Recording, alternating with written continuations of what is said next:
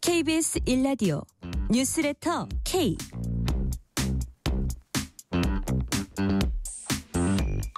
안녕하세요. 뉴스레터 K 진행하는 전종철입니다.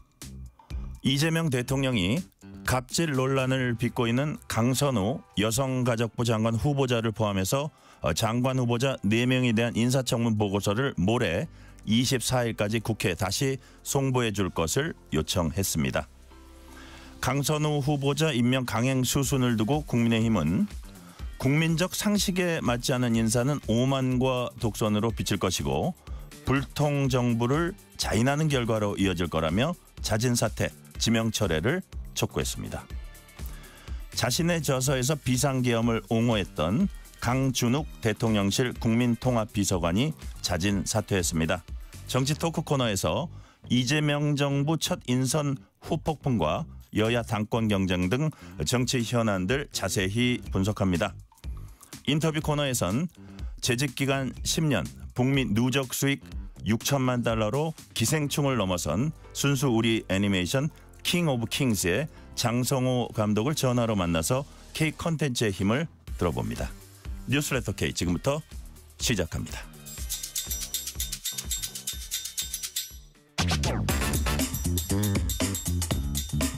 뉴스레터 K 정치 토크 신현영 전 민주당 의원, 박용찬 국민의힘 서울 영등포을 당협위원장 나오셨습니다. 어서 오세요. 예, 반갑습니다. 안녕하세요. 자, 오늘 이제 그 얘기부터 먼저 하고 지나갈게요. 한 질문 한 두 개면 될 것 같아서 그 강준욱 대통령실 국민의힘 국민통합비서관이죠. 대통령실 국민통합비서관. 국민의힘이 아니고요. 자진 사퇴했습니다. 5.18 유공자들을 폭도라고 했고 과거 민주당을 빨갱이다 이렇게 언급한 것도 이제 확인되면서 논란이 더 커졌고 보니까 정청래 의원, 박찬대 의원 당권 지지자 2명도 이건 아니다 자진 사퇴 요구했고 그런 것들이 다 영향을 미친 것 같은데 결국 물러났습니다. 박영찬 위원장님. 네. 예상했던 일입니까? 저는 예상했습니다. 네. 예, 며칠 못 버틸 것이다 이렇게 예상했었는데 웬고하니 결론부터 말씀드리면 네. 물과 기름 상태가 물과 기름이 섞일 수는 없지 않겠습니까? 물론 국민 통합도 중요하지만 그러나 대통령실에서 근무를 하려면 어느 정도 케미스트리가 맞아야 되는데 국정 철학도 맞아야 되죠. 그렇죠.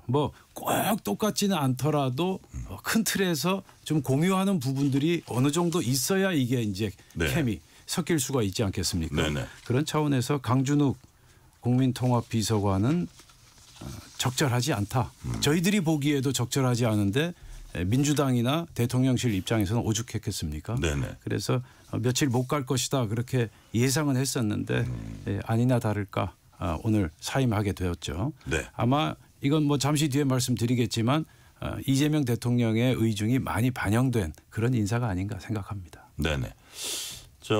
정규재 전 주필을 비롯한 보수 쪽 인사가 보수 인사를 이제 천거한 그런 경우로 알려졌잖아요. 지금 사임하는 거 어떻게 보셨습니까, 신현영 의원님? 그래도 논란되고 하루 만에 빠르게 잘 정리한 것 같아요. 근데 좀 좋은 분 사실 추천해 주셨으면 좋았을 텐데 안타까움이 있거든요. 이분은 그동안에 페북에서 워낙에 네. 잘못한 게 많아가지고 사실은 공직을 맡기에는 적절하지 않은 분이라고 생각이 들어요. 예를 들어서 2018년 페이스북에서도 신민지 군대화론을 믿으면서 강제징용에 대해서는 네. 부정을 했잖아요. 그러면서 일본인들을 너무 존경스러운 수준이다라고 찬양을 한다든지 아니면 21년도에 우리 코로나 때는 네. 그 백신과 방역을 부정하면서요. 질병관리본부를 폭파라고 했던 사람이에요. 그렇기 때문에 이런 분들이 공직을 한다는 게 있을 수가 없는 일인데 다만 지금 대통령 직제에 보면은 국민경청통합수석 비서관이 있고요. 그 밑에 3명의 이제 비서관들이 있는 건데 국민경청비서관은 배진교 의원을 했고 국민통합 비서관을 이분한테 준 거거든요.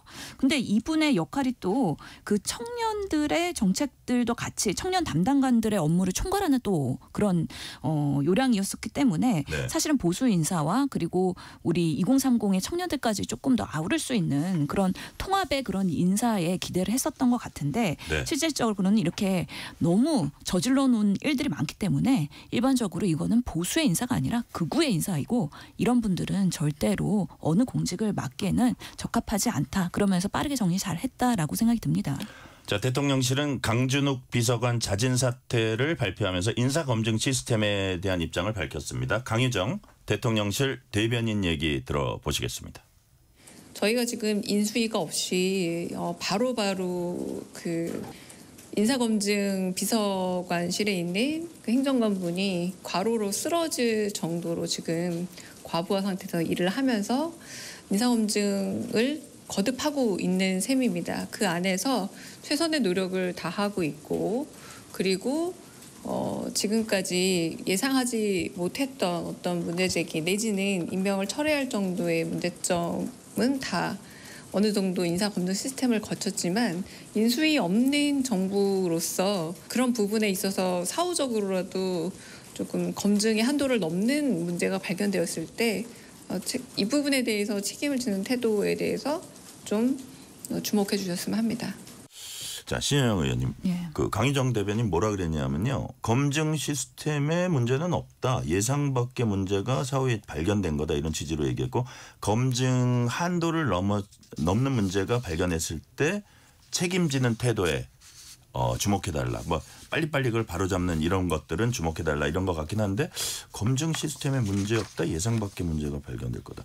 원래 검증 시스템이라는 게 예상 밖 문제가 그걸 최소화하기 위해서 있는 게 검증 시스템 아닌가요? 그렇죠. 근데 인사 검증 사실 인사가 만사라 그래서요. 정말 예. 인사가 어려운 부분인 것 같습니다. 수많은 인사를 지금 하고 있잖아요. 행정부가 워낙에 비대하기 때문에 그러다 보면은 사실은 예측지 못한 그런 돌발 상황도 항상 발생할 수 있고 특히나 인수위가 없었다. 그리고 업무 부과가 있었다.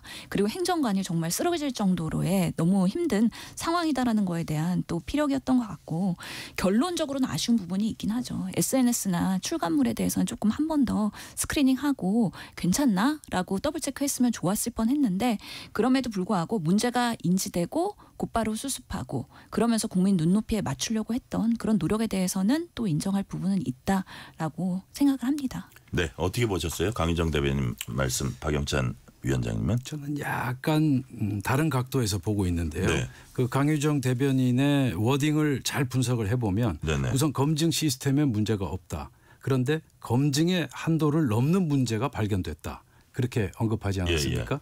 이건 뭐냐면 이미 인사검증 시스템에서 우리 정준욱 그 통합비서관의 강준욱 그 비서관의 발언에 대해서 다 스크린을 했다는 얘기죠. 알고는 있었다. 모든 걸 스크린했었다. 그런데 지금 여기 보면 검증의 한도를 넘는 문제가 발견됐다. 이렇게 돼 있지 않습니까? 이 얘기는 정무적 판단을 최종 인사권자가 했다. 그렇게 볼 수가 있는 것이죠. 그러면 어쨌든 비서관으로 데려올 때는 그것까지 보고를 받았다.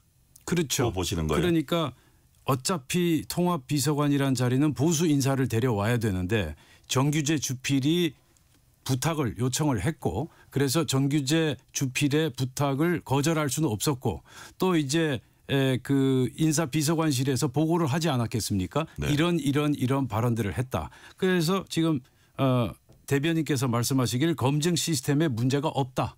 검증은 했다라는 얘기죠. 알고 있었다. 네, 알고는 있었지만 최종적인 정무적 판단을 인사 최종 책임권자인 이재명 대통령이 했다라는 말을 직접적으로 할 수는 없으니까 이렇게 이제 추상적인 표현으로 대신한 것이 아닌가. 그래서 이제 지금 우리 신 의원님께서 말씀하신 것처럼 책임지는 태도에 주목해달라. 이것도 결국은 여론이 너무 안 좋아서 그래서 결국 자진 사퇴하는 것으로 정리됐다. 이제 그런 얘기죠. 알고 있었다라고 예, 이제 저는 그렇게 보고 있습니다. 해석을 근데 해주셨고요. 저는 공감하기는 좀 어려운 게요. 예, 사실은 신혜영 의원님. 내란에 대해서 내란을 옹호하고 계엄은 계엄은 내란이다. 이거는 여론 선동이라고 비판을 했었던 분이잖아요. 그렇기 때문에 아무리 이재명 정부가 내란으로 인해서 지금 내란 특검을 하고 있고 그것으로 인해서 탄생한 정부인데 이런 분을 모셔오는데 인지가 되었음에도 불구하고 정규제 주필이 추천해서 그것을 정무적 판단한 것이다.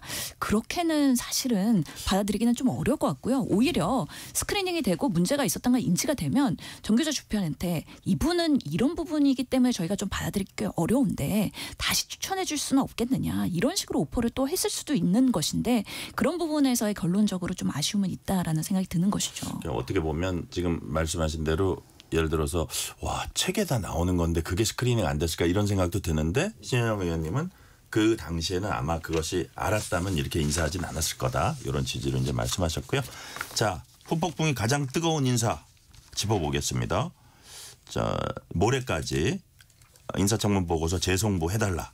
처음에는 뭐 열흘이니 그래가지고 이거 여론을 보려고 그러냐 했더니 그게 아니었습니다. 모레까지 인사청문 보고서 재송부 해달라. 이거는 이제 곧 임명하겠다 이런 뜻으로 이제 읽히고 있고요.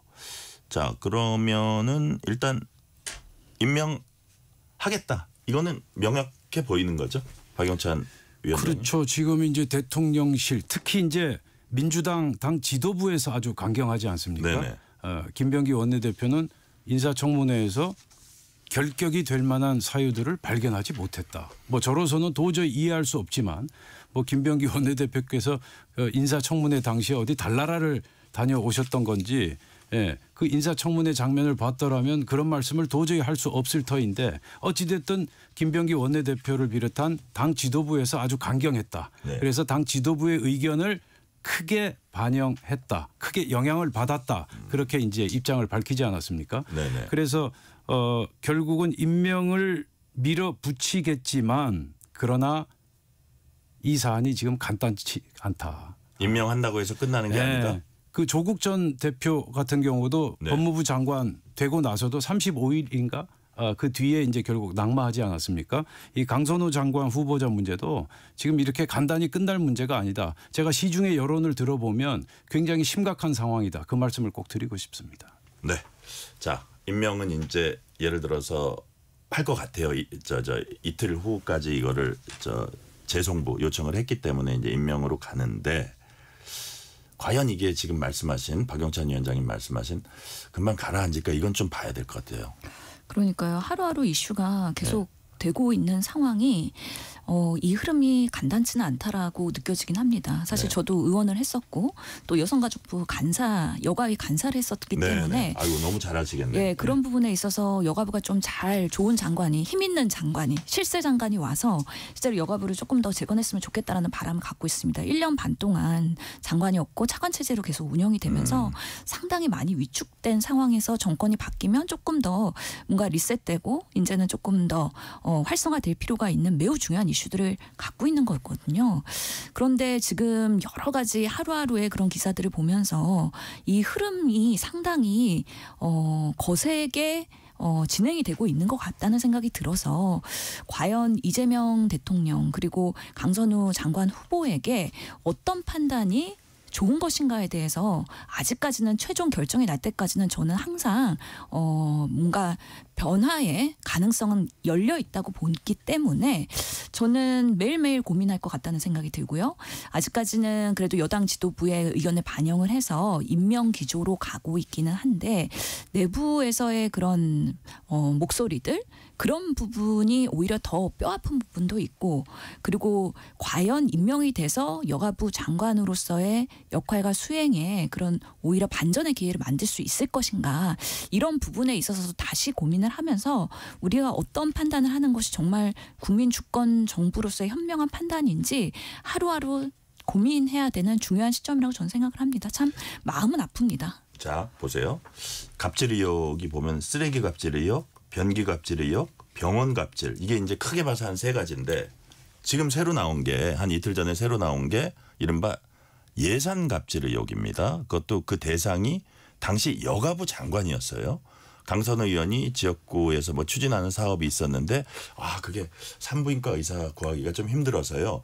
이런 식으로 약간 이게 쉽지 않음을 얘기하니까 거기에 여가부의 기본 경비 예산 30%를 삭감하겠다고 이렇게 위협 같은 걸 했습니다. 그래서 심지어는 전원에 의하면 그 직접 장관 와서 사과하라 그래 해가지고 가서 사과해서 그걸 살려놨다는 게 이제 그 정영애 전 문재인 정부 시절의 여가부 장관 얘기인데, 자, 이 네 가지에 대해서 박영찬 위원장님 별로 딱 부러진 해명이 안 나오고 있어요. 이 네 가지 다 어떻게 보십니까?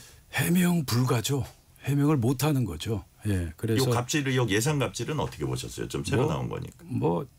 이거 도저히 저희가 이걸 누가 납득할 수가 있겠습니까? 그 대표적인 그 발언이 있지 않습니까? 하라면 하는 것이지 무슨 말이 맞느냐. 이거 저희들 군대에서 뭐 까라면 까는 것이지 뭐 이제 그런 그 군대 내에 그 약간 우리 속어가 있었죠. 속어가 있지 않습니까? 정말 그 군대식의 문화를 그대로 지금 이제 강선우 후보자가 했다는 것인데, 그것도 그 정영애 장관인가요? 이분이 55년생이에요. 거기다가 이화여대 선배고 20년 선배. 예, 그리고 2007년에서 8년까지 그 청와대 인사수석인가 무슨 수석을 하셨더라고요. 그런 분에게 어떻게 하라면 하는 것이지 무슨 말이 맞느냐. 저희는 감히 상상을 하기 어렵고요.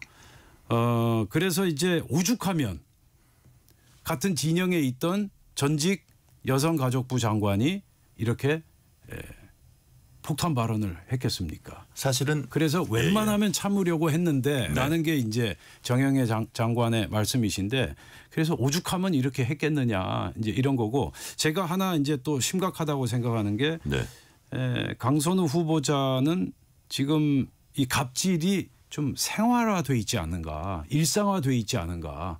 정말 그 이재명 당시 대표에겐 이부자리 이렇게 덮어주고, 그리고 자기보다 조금 약하다고 생각되는 사람들에겐 무자비하게 이렇게 언사를 퍼붓는 이러한 행태가 지금 습성화돼 있지 않은가. 그래서 저는 장관직을 수행하기 어려울 것이다, 그렇게 보고 있는 겁니다. 네.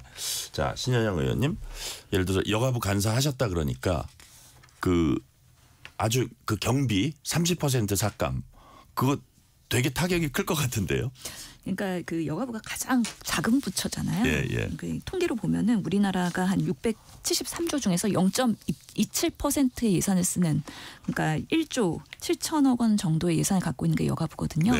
그러다 보니까 가장 어떻게 보면은 힘도 없고 목소리를 가장 크게 내야 됩니다. 왜냐하면 젠더 이슈나 우리나라의 양성평등이나 이런 부분에 있어서 국제 지표가 너무 떨어져 있어요. 경단료 문제도 그렇고 코로나 때 더 악화됐죠.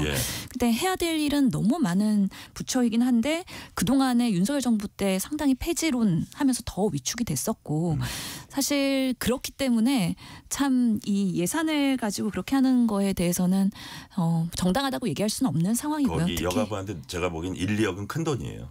특히 그 기획조정실 그 경비는 큰 돈입니다. 그리고 특히나 그 여당 의원이었기 때문에 그렇게까지 모질게 할 필요가 있었나라는 생각도 들기는 하는데요. 근데 솔직히 저도 여가위 간사는 제가 야당일 때 야당 간사를 했었거든요.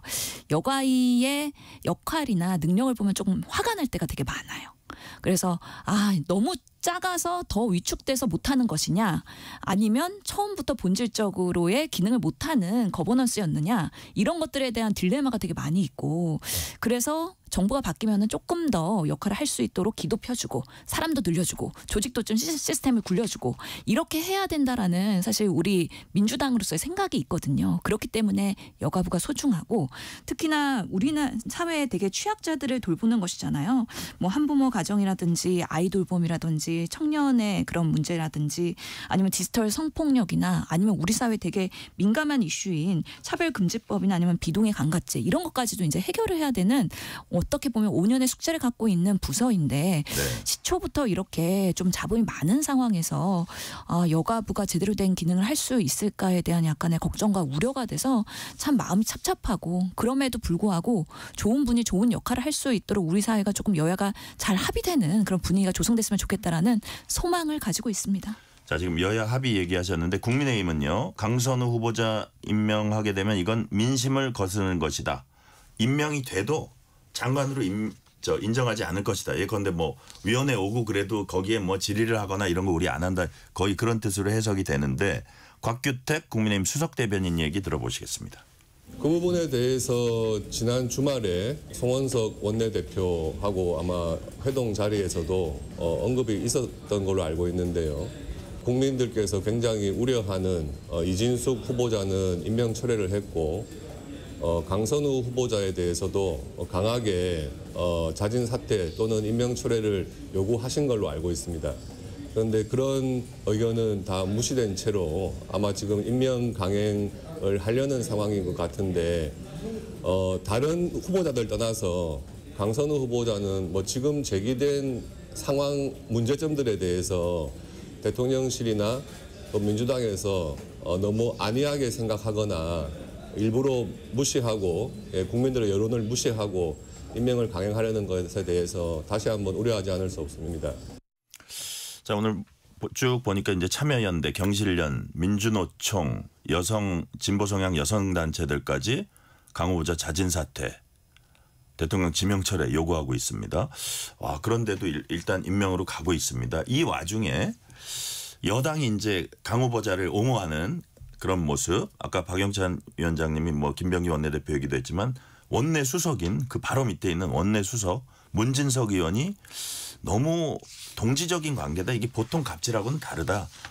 이러다 보니까 뭐 사적인 신분은 거리낌 없이 시킨 경우 있고 불만 없이 잘 해내는 보좌진도 있다. 여기에 대해서 이소영 의원 같은 분은 이거 사실 본질적으로 차이가 없다. 다른 갑질이나 여기 갑질이나 하면서 이제 반대되는 의견도 좋고.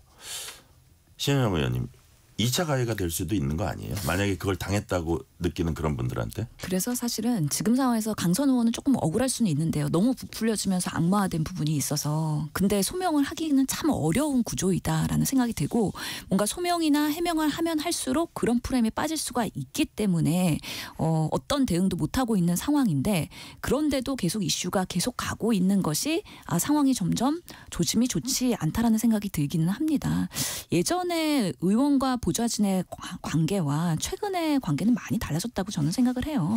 우리 또 보좌진 비서관 분들도 젊은 분들도 많이 들어왔고 하나의 직장으로서의 그런 보좌진의 역할도 있긴 하거든요. 예전에 민주화 운동을 하면서 그런 민주당에 들어왔었던 그런 세대와는 조금 더 개념은 다르기 때문에 과거를 빗대어서 현재를 얘기할 수는 없긴 하겠지만 저는 의원 때는 사실은 의원의 마음으로 보좌진을 바라봤지만 최근 1년 동안에 의원직이 끝나고 나서는 뭔가 캠프에서나 아니면은 일할 때는 공보국에서도 보좌진들이랑 일을 많이 했어요. 그래서 보좌진의 시각으로 또 다시 우리 정치를 바라보니까 충분히 이 이슈가 만만치 않고 많은 사람들을 상처를 주는 이슈구나라는 것들에 공감이 되고 있거든요.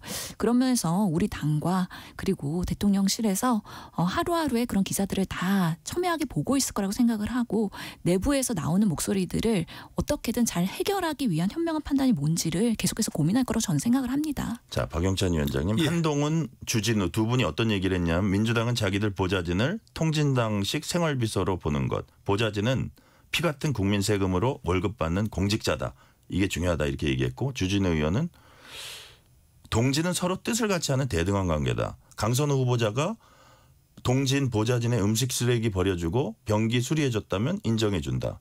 국민 열불나는 소리 안 들리나. 동의하십니까? 100% 동의하죠. 이건 뭐 저희 당뿐만 아니라 많은 국민들이 지금 동의하고 있을 거고요. 저는 지금 민주당 지도부나 민주당 의원들이 애써 지금 강선우 살리기, 구하기에 나선 거 아닌가. 그런데 또 다른 측면에선 민주당이 어떤 집단 최면에 걸려 있는 것이 아닌가 하는 그런 생각까지도 지금 하게 되는데 그 문진석 의원인가요? 네네. 이분 발언 원내 수석입니다. 예, 뭐 이분께 좀 죄송한 말씀이겠지만 이분이 그런 말씀을 하셨어요. 링컨 대통령도 알코올 중독자 장군을 그랜트 장군. 예, 장군에게 정권을 위임해서 남북 전쟁에서 승리했다. 네. 여기에 링컨 대통령이 왜 나옵니까? 그리고 알코올 중독자 얘기를 왜 합니까? 이게 지금 이재명 대통령이나 강선우 후보자를 도와주려고 하는 발언입니까? 아니면 디스하는 발언입니까? 저희는 도저히 이해할 수가 없고요. 거기에다 이제 급기야 보좌진과 의원은 동지적 관점이 있다. 정말 이게 말인지 막걸리인지 솔직히 저희들 입장에서 이해하기가 어렵고요. 그리고 이제 갑질이란 게 이제 상대적이다, 주관적이다. 상대적이고 주관적인 측면이 강하다. 이런 말씀까지 하셨어요. 아니 사람을 때려놓고 사실은 내가 어루만졌다 하는 얘기하고 뭐가 다른 겁니까? 그래서 이 부분에 있어서 아까 곽규택 의원도 좋은 말씀 하셨지만 지금 민주당 내부에서 너무 이 사안을 안이하게 보려고 애를 쓰고 있다. 저는 그렇게 보고 있는 겁니다. 2019년도 때 조국 사태 때 어땠습니까? 그때 조국 사태 한참 터지고 또 문재인 정권에서 결국 계속 버티다가 결국 낙마시키지 않았습니까? 그때 제가 기억이 납니다. 찾아보니까 2019년 10월 둘째 주 여론조사, 갤럽 여론조사입니다. 네. 거기에서 60%대를 유지하던 문재인 대통령의 지지도가 41.5%, 41.3%까지 떨어집니다. 20% 무려 포인트가 20% 빠졌어요. 이상이 빠진 거예요. 자, 그러면 지금 이재명 대통령 지지율 어제 2.5% 빠졌죠. 맞지 않습니까? 네네. 자, 이제 시작이다. 만약에 강선우 후보자 문제를 잘못 다룬다면 이거는 크나큰 TNT 폭탄이 될 수가 있을 것이다. 저는 그렇게 보고 있습니다. 네. 자, 강선우 후보자 얘기는 여기까지 하고요. 질문 하나만 더 드릴게요. 교통정보 전에. 최동석 인사혁신처장. 그 전에 여기저기서 많이 얘기를 해놓은 게 있습니다. 뭐 지금은 그 영상들 많이 지웠다고 하는데 박원순 시장은 깨끗한 사람이다. 그게 이제 성희롱 이런 것이 불거졌을 때입니다. 여성 단체들이 부안해동한 거다. 이거 기획된 사건으로 보인다. 뭐 이 정도였고요. 근데 이게 이제 법원과 국가인권위원회가 다 최종 판단이 맞춰진 사안입니다. 문재인 정권 시절에 7대 인사검증 기준 멍청하다. 뭐 도덕검증 왜 하냐. 자, 이게요. 박영찬 위원장님한테 이 질문 먼저 드릴게요. 예를 들어서 교육부 장관이 논문 표절, 여가부 장관이 약자 보호 뭐 이런 것 때문에 지금 문제가 되는 건데 이분은 인사검증하고 무관하지 않은 분인데 자, 인사에 관한 실무를 총괄하는 분인데 도덕적 검증 필요 없다? 이거 어떻게 보십니까? 이분은 그 전문 분야, 전공 분야가 인사 아닌가요? 네. 그런데 정말 인사에 대해서 무식한 지금 식견을 가지고 있다. 인식의 지평이 정말 무지함을 넘어서서 무식하다라는 말씀을 제가 꼭 드리고 싶습니다. 그러니까 이재명 대통령은 하늘이 내리신 분이다. 그리고 인사라는 거는 뭐 코드 인사가 최고 인사다. 뭐 그렇게 발언하지 않았습니까? 그러니까 이분은 아부 불패라고 해야 될까요? 아부가 능사다. 아부하면 출세한다. 이런 사고방식을 가지고 있는 정말 도저히 이런 분이 지금 75만 공무원의 인사를 책임지는 그런 자리에 올라간다. 지금 강선우 후보자 그다음에 이제 아까 그 대통령실 통합비서관 또 인사 그다음에 김의겸 인사 거기다가 이제 이 인사혁신 비서관 인사까지 지금 자꾸 이렇게 되면 모든 비난이 강선우나 뭐 인사혁신 비서관 인사혁신처 장관뿐만 인사혁신 처장뿐만 아니라 결국은 이재명 대통령에게 비판의 화살이 돌아갈 것이다. 그 말씀을 꼭 드리고 싶습니다. 자, 그렇다면 좀 문제된 사람들은 좀 더 숙고해서 뭐 정리하면 정리해야 된다. 이런 것들을 고민할 필요는 있다. 이런 뭐 취지인데요. 매번 문제된다고 다 잘라내면은 사실 남는 사람이 없고요. 결국에는 최동석 이분도 인사처장도 결국엔 인정했잖아요. 그리고 과거 상처받은 분에게 사과를 했고 잘못을 인정했기 때문에 그런 부분에 있어서는 감안해서 봐야 된다. 아무튼 이분도 인사조직연구소라고 유튜브 채널을 운영하면서 여러 가지 평론을 해왔다고 해요. 그래서 우리의 방송과 유튜브가 때로는 순기능을 작용하지만 어떨 때는 또 스스로한테 자승자박을 가져오기도 하더라고요. 그래서 항상 우리가 언제 어떻게 될지 모르는 이 정치의 풍파 속에서 우리 국민 눈높이에 맞는 발언을 하면서 좀 신중할 필요는 있다라는 생각은 듭니다. 네. 이 시간 교통 상황 알아봅니다. 라디오 교통정보센터 김민희 리포터 나와주세요. 네, 본격적인 무더위가 시작되면서 차량 점검이 더 중요해졌습니다. 특히 침수 지역을 지나셨다면 하부 세차를 하시는 게 좋고요. 브레이크나 배터리 점검도 필수입니다. 또한 지난주 폭우로 인해 지반이 많이 약해진 상태입니다. 일부 구간에서는 복구 작업과 함께 교통 통제가 되는 곳들이 있는 만큼 도로 이용에 참고하셔야겠습니다. 퇴근 정체는 돌발 구간과 상습 정체 구간 중심으로 빠르게 늘고 있는데요. 서울 시내 성산대교 남단에서 북단 쪽으로 1 1차로에는 고장난 차가 서 있습니다. 이 때문에 서부간선 지하도로와 서부간선도로에서는 각각 신정교 부근부터 속도 줄여 지납니다. 청담대교에서는 북단에서 남단 쪽으로 3차로에 역시 고장난 차가 서 있습니다. 서울 양양고속도로 서울 방면으로 서양양 부근 2차로에서도 고장난 차를 처리하고 있습니다. 서해안고속도로 서울 방면으로 당진 부근에도 고장난 차가 서 있어서 3차로와 갓길이 막혀 있고요. 부산 울산고속도로 부산 쪽으로는 기장분기점 부근 3차로에서 고장난 화물차를 처리하고 있습니다. KBS 교통정보센터였습니다. 퇴근길 당신과 함께 읽는 세상 이야기 KBS 1라디오 뉴스레터 K 문자 샵 9730 짧은 문자 50원 긴 문자 100원 어플리케이션 콩은 무료 유튜브 KBS 1라디오 계정 채팅창도 열려 있습니다.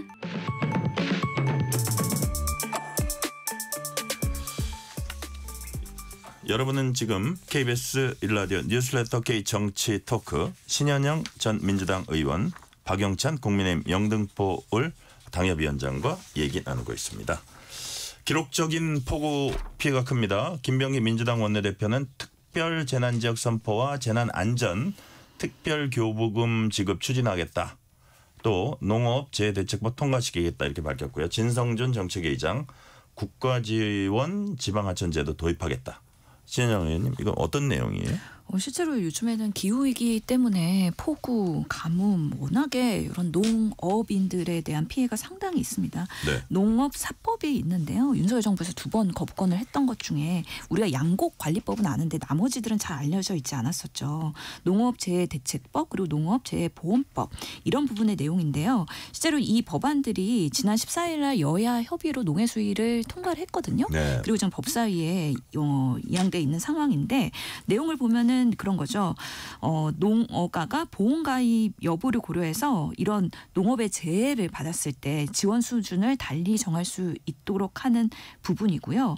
실제로 농업재해보험법 같은 경우에도 그 정부 기준에 따른 재해에 한해서 할증 제한, 그러니까 할증료를 올리는 것을 어느 정도는 감안해 줄 수 있는 네. 그런 수정 법안입니다. 그래서 이런 계속해서 반복되는 재해에 있어서의 그 어업인들을 보호하는 농업인들을 보호하는 그런 내용들이 되겠고 특히나 그 지하 하천 정비 그리고 하천법에 의하면은 워낙에 범람이 많이 되고 있기 때문에 이런 전국 단위 재해 대응 시스템을 법적으로 국가가 정비를 하고 예방할 수 있는 시스템으로 만드는 거기 때문에 이것은 정쟁의 요소는 아닌 것 같고 네. 우리가 여야가 힘을 합쳐서 정말 안전망을 만들어야 되는 시스템의 일환이다라고 설명드리겠습니다. 자, 박영찬 위원장님이 야당도 같이 하는 입장입니까? 그럼요. 지금 신 의원님께서 아주 좋은 말씀 해주셨고요. 예. 지금 정부 여당에서 제시하는 여러 가지 방안들에 대해서 뭐 저희들도 적극 협조해야 되는 그런 사안인데 제가 한 가지 꼭 부탁드리고 싶은 말씀은 네. 4대강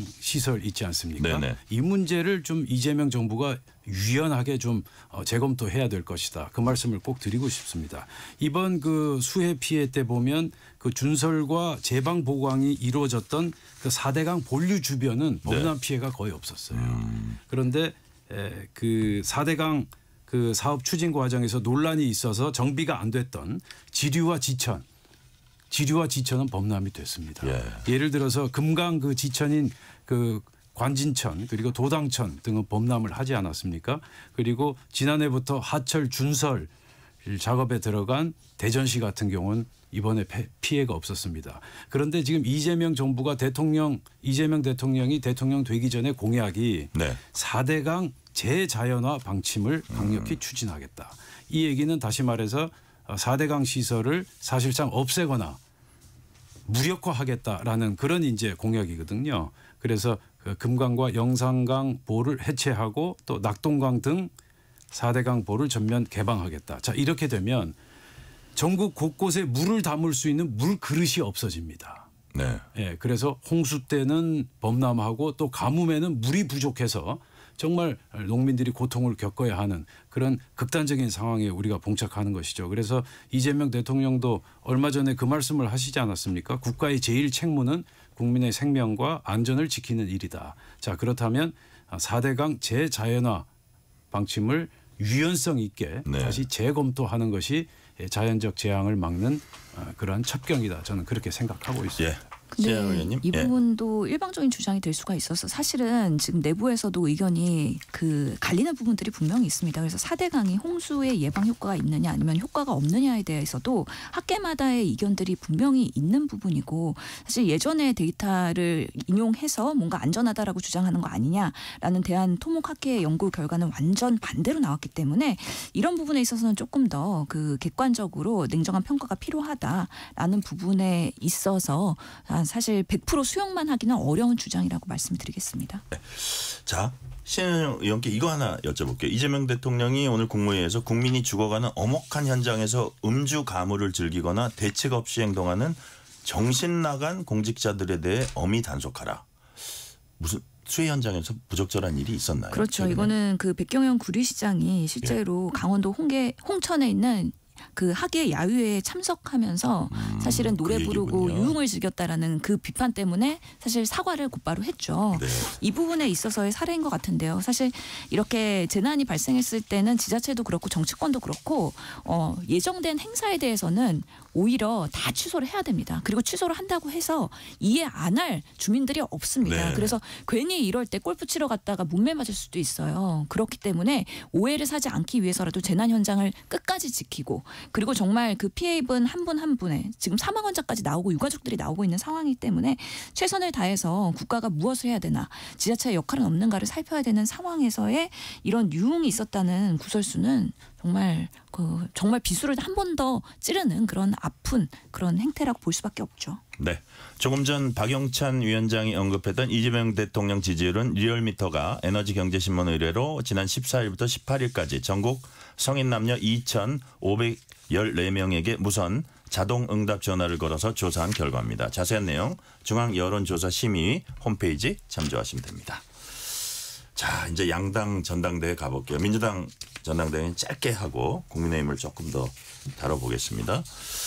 자, 이제 수혜가 있고 그러니까 전당대회 주자들도 지금 순회하고 있는데 그것도 좀 약간 몸을 수그린 그런 모습을 보여야 되는데 수혜 지역 찾고 있는데 예를 들어서 정청래 의원은 현장 인터뷰 안 하겠다 이렇게 밝힌 반면에 박찬대 의원은 늦은 저녁에 라이브 방송하면서 이제 소통면을 좀 넓히고 있습니다.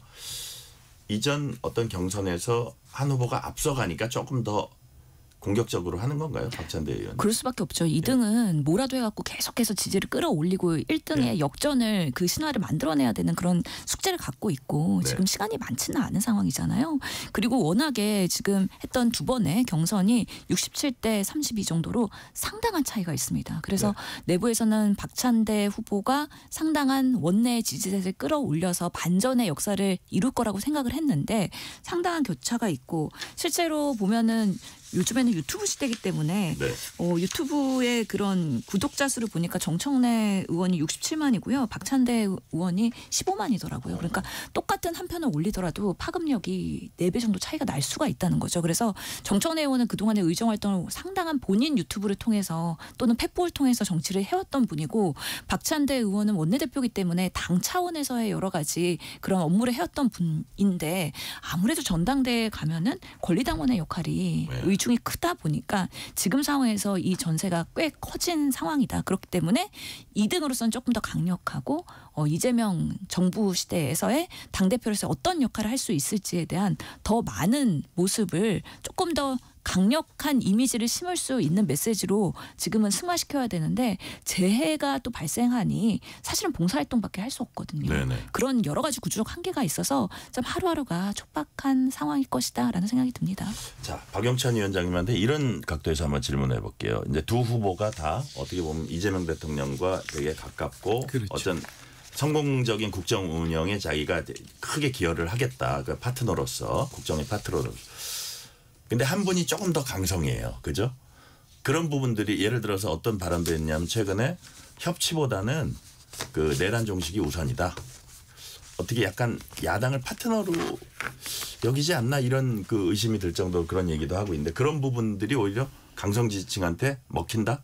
이렇게 보시는 겁니까? 정청래 의원 말씀하시는 거죠. 그렇죠.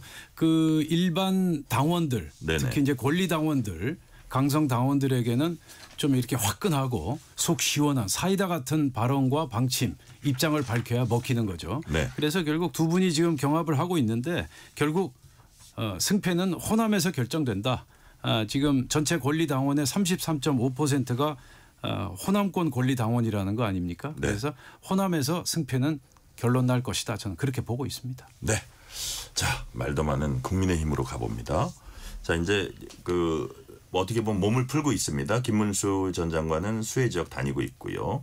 뭐 조경태 의원 대구에서 기자회견하고 있고, 안철수 의원은 뭐 윤희숙 혁신위원장과 함께 조갑재 대표도 만나고 뭐 이런 각기 다른 행보들을 하고 있는 건 뭐 본인들에게 달린 일인데, 지금 이게 가장 큰 논란이 전환길 씨 논란이에요. 예. 그래서 이 부분에 있어서도 지금 출마 선언을 한 4명이 2명씩 약간 입장이 좀 다른 것 같고. 그렇죠. 자, 일단 이 문제는 어떻게 풀어가야 된다고 보세요? 박영찬 위원장님 보세요. 전환길 이슈는 네. 건드리면 건드릴수록 커진다. 저는 그렇게 보고 있습니다.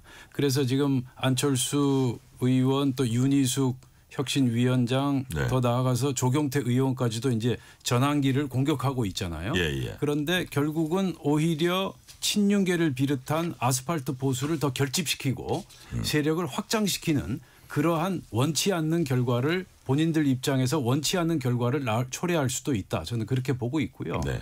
전환길 오히려 무시하는 게 더 낫다? 그렇죠. 전략 전술적으로 어느 정도 이렇게 무시하고 그냥 그냥 무시해도 가만 안 있고 계속 자기 뭐 발전을 그렇겠죠. 할 것 같은데요. 그런데 이제 건드리면 커진다. 뭐 이제 이런 거죠. 그래서 이 부분을 좀 아주 정교하게 가지고 가야 되지 않나 하는 그런 생각이 들어요. 네네. 그러니까 당장 참을 수 없음에 지금 전환길을 공격하고 있지만 그러면 그럴수록 전환길의 입지가 커지고 있는 게 또 현실이거든요. 그래서 누군가를 우리가 두드리면 더 커지는 경우가 있듯이 그런 경우가 될 수 있다. 우리 정치사에서 그런 일이 비일비재하지 않습니까?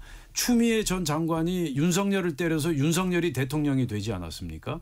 예, 뭐 그런 경우가 비일비재하고요. 그래서 지금 친윤계하고 이른바 뭐 비친윤계, 친한계에서 지금 이제 서로 합종 연연을 거듭하면서 세력 싸움을 하고 있는 것이다. 네. 그렇게 볼 수가 있겠습니다. 그래서 지금 안철수, 윤희숙 만났고 또 이제 뭐 정규재인가 조갑재까지 만나지 않았습니까? 이런 게 이제 자기 세력을 키우기 위한 확장시키기 위한 지금 행보를 보이고 있는 거거든요. 네. 그래서 이번 전당대회 승패는 결국 합종 연행을 누가 더 전략적으로 수행하느냐에 따라서 승패가 갈릴 것이다. 저는 그렇게 보고 있습니다. 자, 신현영 의원님 하나만 더 질문하고 질문을 갈게요. 제가 궁금한 게 많아서. 왜냐하면 박영찬 위원장님은 또 서울 지역구잖아요. 예. 수도권 민심에 누구보다도 민감하실 텐데 예. 수도권 민심을 국민의힘 입장에서 갖고 와야 되고 젊은 층 민심 갖고 와야 되고 중도 외연 확장해야 된다는 건 너무 지금 절대절명의 과제인데, 그러면 예를 들어서 우리가 극우 혹은 극우로 조금 지칭되는 분들하고 빨리 절연해야 되는 거 아닙니까? 극우 개념, 어디까지가 극우냐 뭐 이런 개념이 어떻게 되는지 우선 그 부분부터 정리를 해야 되는데 한동훈 대표도 어제 이제 극우 프레임이 아니라 극우다라고 표현하지 그렇죠. 않았습니까? 네네. 물론 그 취지는 제가 충분히 이해하는데, 그런데 이 극우라는 표현, 극우 세력이라는 표현은 굉장히 좀 조심스럽게 써야 한다.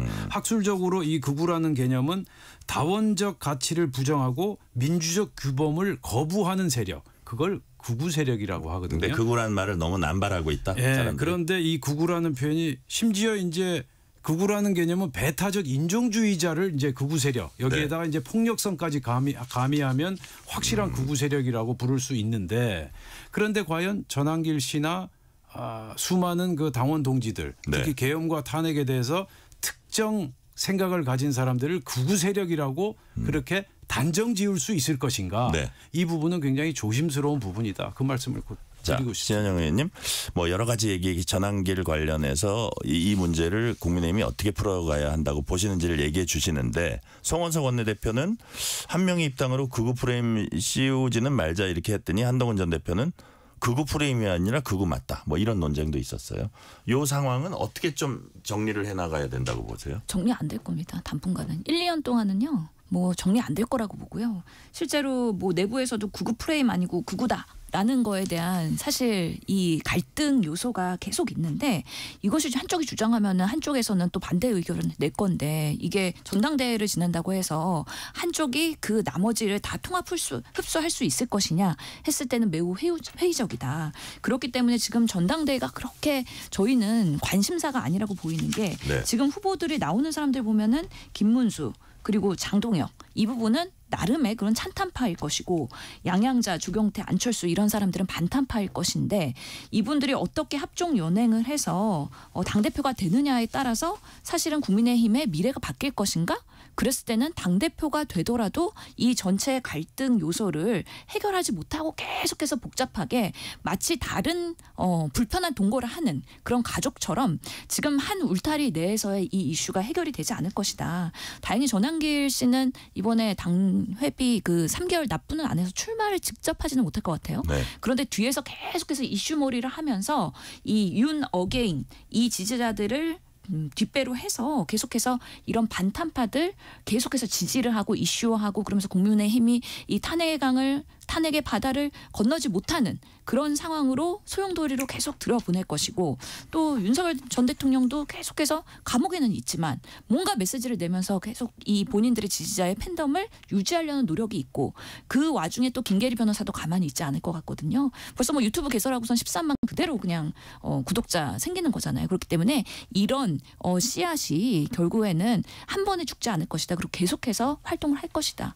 그래서 누가 얘기했죠. 정광훈 세력 그리고 전한길 세력, 윤 어게인 세력 이런 분들이 국민의힘 내부에서 어느 정도의 이제는 판을 깔고서 활동을 하고 있다. 그 원죄는 사실은 뭐 국회의원이신 나경원, 윤상현, 장동혁 이런 분들이 계속 국회 내에서 토론회나 집회나 여러 가지 활동에 있어서의 그 맨 앞자리에서 판을 깔아주고 있는 것이잖아요. 이런 것들에 대해서 내부에서 쓴소리도 못하고 이런 것들을 차단하지 못하는 국민의힘이 과연 1, 2년 내에 뭔가의 그런 국민들한테 눈높이에 맞는 변화 혁신을 갈 수 있을 것인가. 여전히 내부에서 싸움은 좀 지지난하게 갈 수밖에 없다. 라고 생각이 듭니다. 국민의힘 내부 갈등 아주 큰 갈등 이거는 상당 기간 오래 지속될 것이다라는 취지로 이제 신영 의원님 말씀해 주셨는데 조경태 의원이 이런 얘기를 했어요.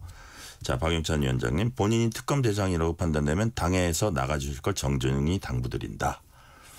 아마 체포 반대했던 40여 명을 좀 겨냥했다 이런 해석이 나왔거든요. 그렇죠. 이런 스탠스는 어떻게 보십니까?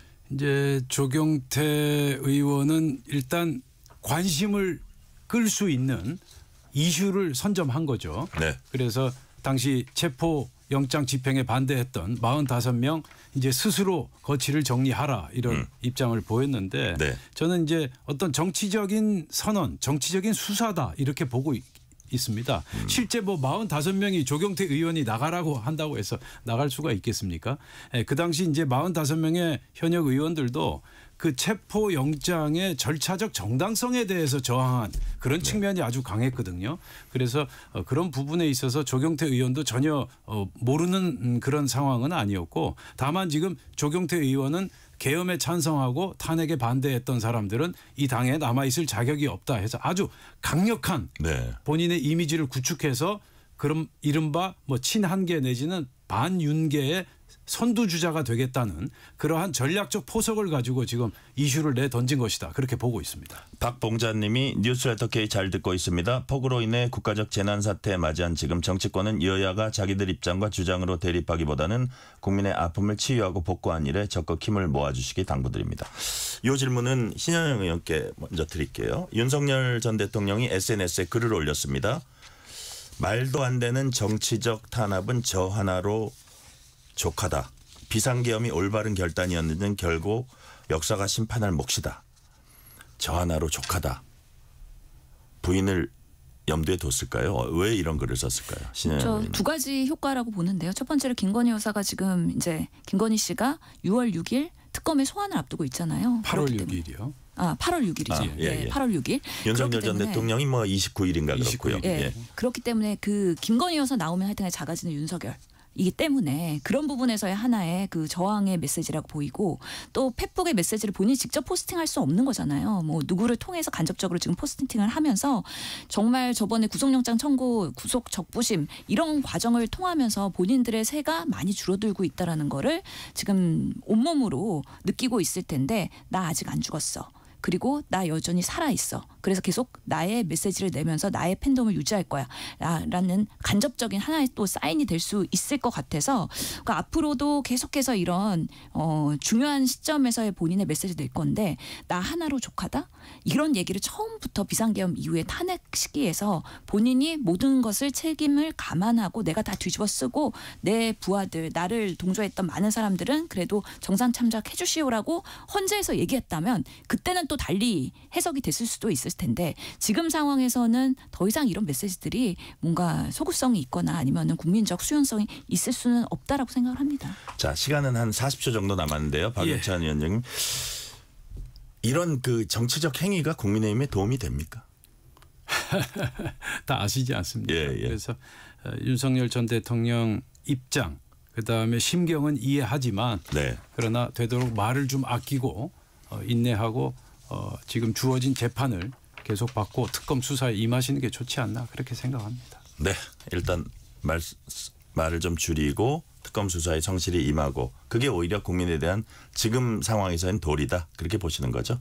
제가 하나만 정정을 네. 해야 될 것 같은데 아까 그 정청래 후보랑 박찬대 후보 득표 얘기할 때 약간 헷갈린 것 같은데 지난 두 번의 경선에서 정청래 후보가 62% 그리고 박찬대 후보가 37%였다는 거 다시 네네. 말씀드립니다. 알겠습니다. 오늘 말씀 여기까지 듣겠습니다.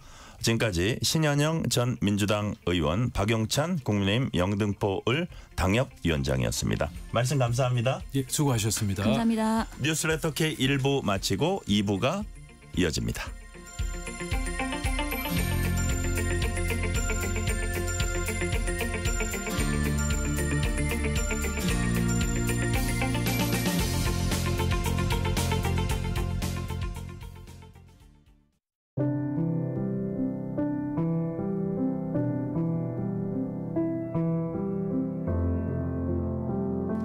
KBS 라디오 연중기획 희망충전 대한민국 648번째 이야기. 안녕하세요. 아나운서 유지원입니다. 오늘도 지수는 무거운 발걸음으로 계단을 오릅니다. 낡고 오래된 계단식 아파트 5층. 엘리베이터는 없습니다. 현관문을 열자 집안 가득한 열기가 지수를 또 한 번 감싸는데요.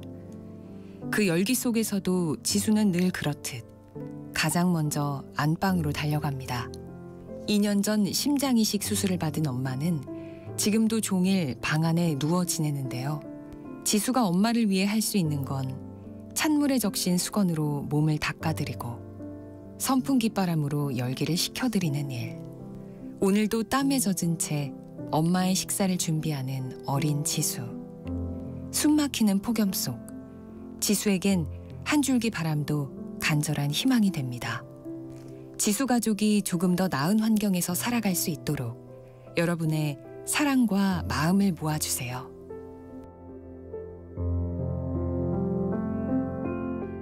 여러분의 따뜻한 손길이 희망의 빛이 됩니다. ARS 060-700-1580 060-700-1580 한 통화 3,000원으로 희망을 선물해 주세요. KBS 라디오 연중기획 희망충전 대한민국은 초록우산 어린이재단, 인탑스 주식회사 그리고 청취자 여러분과 함께합니다. ARS 060-700-1580 한 통화 3,000원입니다.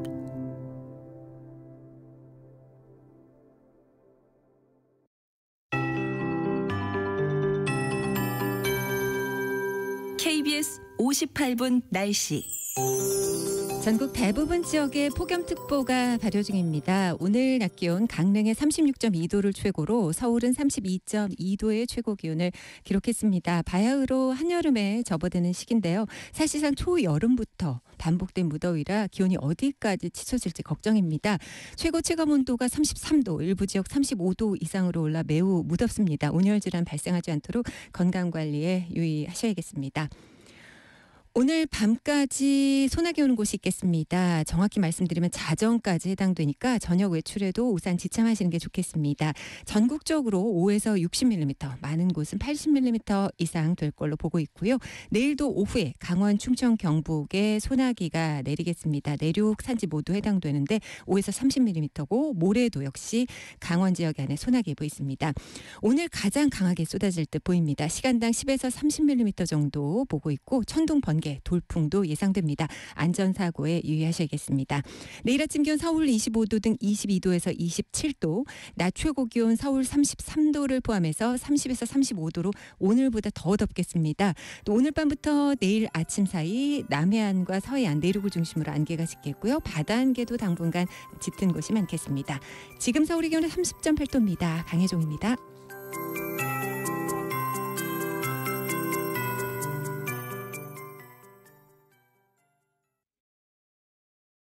정성을 다하는 국민의 방송 KBS가 6시를 알려드립니다.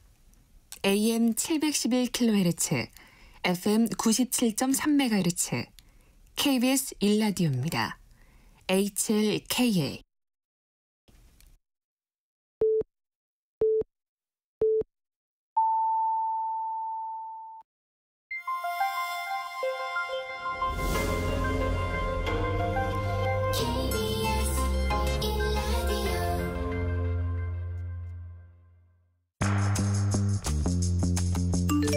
여러분은 지금 퇴근길 시사편지 한 장, KBS 1라디오 뉴스레터 K를 듣고 계십니다.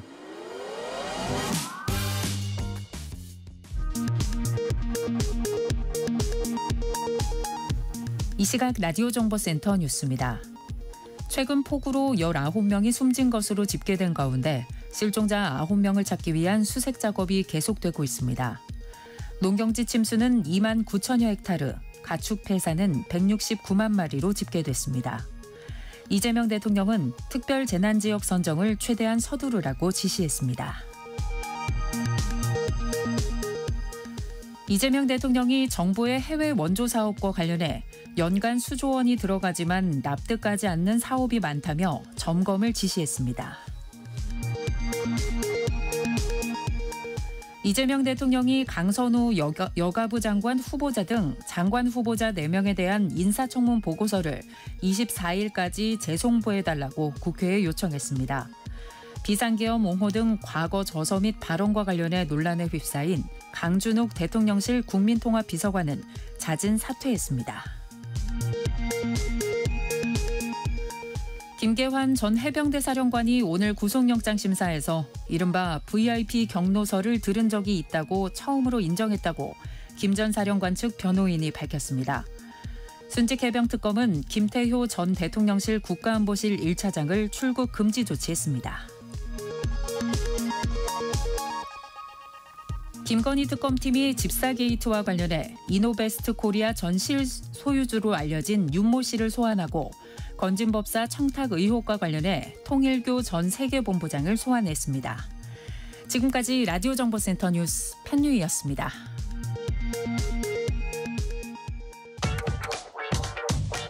뉴스의 진수를 보여주는 인터뷰. 뉴 진수. 세계적인 K 콘텐츠 열풍 속에 또 하나의 놀라운 성과를 낸 작품이 있습니다. 지난 4월 북미에서 개봉돼서 역대 한국 영화 북미 흥행 1위를 기록한 영화 킹 오브 킹스입니다. 예수의 일생을 다룬 3D 애니메이션 영화인 킹 오브 킹스는 국내에서도 개봉 첫 주 38만 관객을 동원하면서 흥행을 이어가고 있습니다. 영화 제작, 각본, 연출 맡은 장성호 감독을 전화로 연결해서 관련 얘기 들어봅니다. 지금 전화 연결돼 있습니다. 장성호 감독님 안녕하세요. 네, 안녕하세요. 귀한 시간 내주셔서 진심으로 감사드립니다. 네, 제가 감사드리죠. 네. 자, 영화 킹 오브 킹스, 우리말로 세 글자로 하면 왕중왕입니다. 왕중왕. 한국에서 개봉한 첫 주말 30만 넘는 관객 동원했습니다. 일단 북미에서는 큰 성과 거두셨는데 그 국내에서 거둔 첫 흥행, 요거는 좀 어떻게 평가하세요? 제가 미국에서 개봉할 땐 좀 담담하게 받아들였는데요. 네네. 근데 이게 모국인 한국에서 개봉할 땐 정말 긴장 많이 하고. 아, 그러셨어요? 네, 걱정도 많이 됐는데 다행히 첫 주 성적이 너무 잘 나와서 굉장히 감사하게 생각하고 있습니다. 그렇군요. 아, 긴장이 되는군요. 일단 북미에서 이렇게 잘하고 오셨으니까 좀 여유 있게 국내를 봤을까 했는데 이건 이거대로 또 상당히 긴장을 하셨는데 첫 주 흥행이 괜찮아서 상당히 만족하신다. 이런 말씀으로 제가 이해를 하고요. 자, 장 감독님. 앞으로 네네. 90개 나라, 90개 나라입니다. 90개 나라 개봉 확정됐습니다. 자, 영화 북미에서 가장 먼저 개봉했는데요. 북미를 일단 먼저 타겟으로 삼은 그 이유가 있을까요? 애초에 기획할 때부터 저는 이제 북미 시장을 타겟으로 기획을 한 건데요. 네네. 일단 애니메이션을 제가 제작하려고 생각해 보니까 당연히 전 세계에서 가장 큰 시장인 미국에서 잘 되고 그 여파가 이제 전 세계로 뻗어나갈 수 있겠다 이런 나름의 이제 전략을 수립하고 진행한 거죠. 네, 그렇군요. 자, 북미를 먼저 타겟으로 한 거는 큰 시장인데다가 그 시장에 파급 효과가 있을 것이다 이런 것까지 이제 생각을 미리 하신 거네요. 네, 그렇습니다. 네네. 자, 북미에서 극장 매출에 6,003만 달러, 6천만 달러 돌파했습니다. 봉준호 감독 기생충 제치고 역대 한국 영화 흥행 1위 기록했습니다. 우리 장성호 감독님께서는 이 영화가 흥행하게 된 가장 중요한 요인 어떤 거라고 보십니까?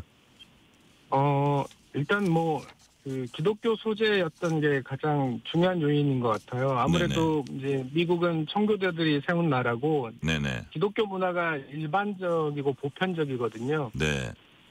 게다가 이제 사실 종교적 색채가 크다고 생각하시겠지만 이게 그 관계 회복에 대한 사랑에 대한 보편적 이야기를 또 다루고 있기 때문에 신앙 여부와 상관없이 일반 관객들도 잘 받아들일 수 있게 구성한 게 한 요인이 아닐까 생각합니다. 그러니까 그냥 종교 영화다 이렇다기보다는 우리의 어떤 보편적 정서나 보편적 개념, 사랑, 휴먼 릴레이션십, 어떤 인간 관계 이런 것들에 관한 영화여서 더 어떻게 사람들한테 소구력이 있었다 그런 뜻으로 이해해도 될까요? 네, 관계 회복이 중요한 주제였거든요. 네네, 그렇군요. 관계 회복. 매우 중요한 주제고 우리 일상생활에 있어서도 매우 중요하다는 생각이 들고요. 자, 흥행과는 별개로 흥행에 그게 반영이 됐습니다만 그 평가가 영화 킹 오브 킹스에 대한 북미 쪽 평가는 어떻게 나오고 있습니까? 사실은 기독교 소재 영화로만 봐도 네. 이집트 왕자 이후에 거의 27년 만에 메이저 작품이 나왔다는 평을 하시더라고요. 아, 그래요? 네네. 그전에는 보통 이렇게 교육용으로 이렇게 자그마한 영화들이 만들어지긴 했지만, 네. 그 흔히 이야기하는 이제 전국의 모든 상영관에서 이제 상영되는 와이드 릴리즈 방식으로 네네. 이렇게 이제 완성도가 있는 작품은 이제 그들 입장에서도 너무 오랜만이라서 그 부분을 굉장히 반가워하시더라고요. 그렇군요. 제가 이거는 조금 의외인데요, 사실은.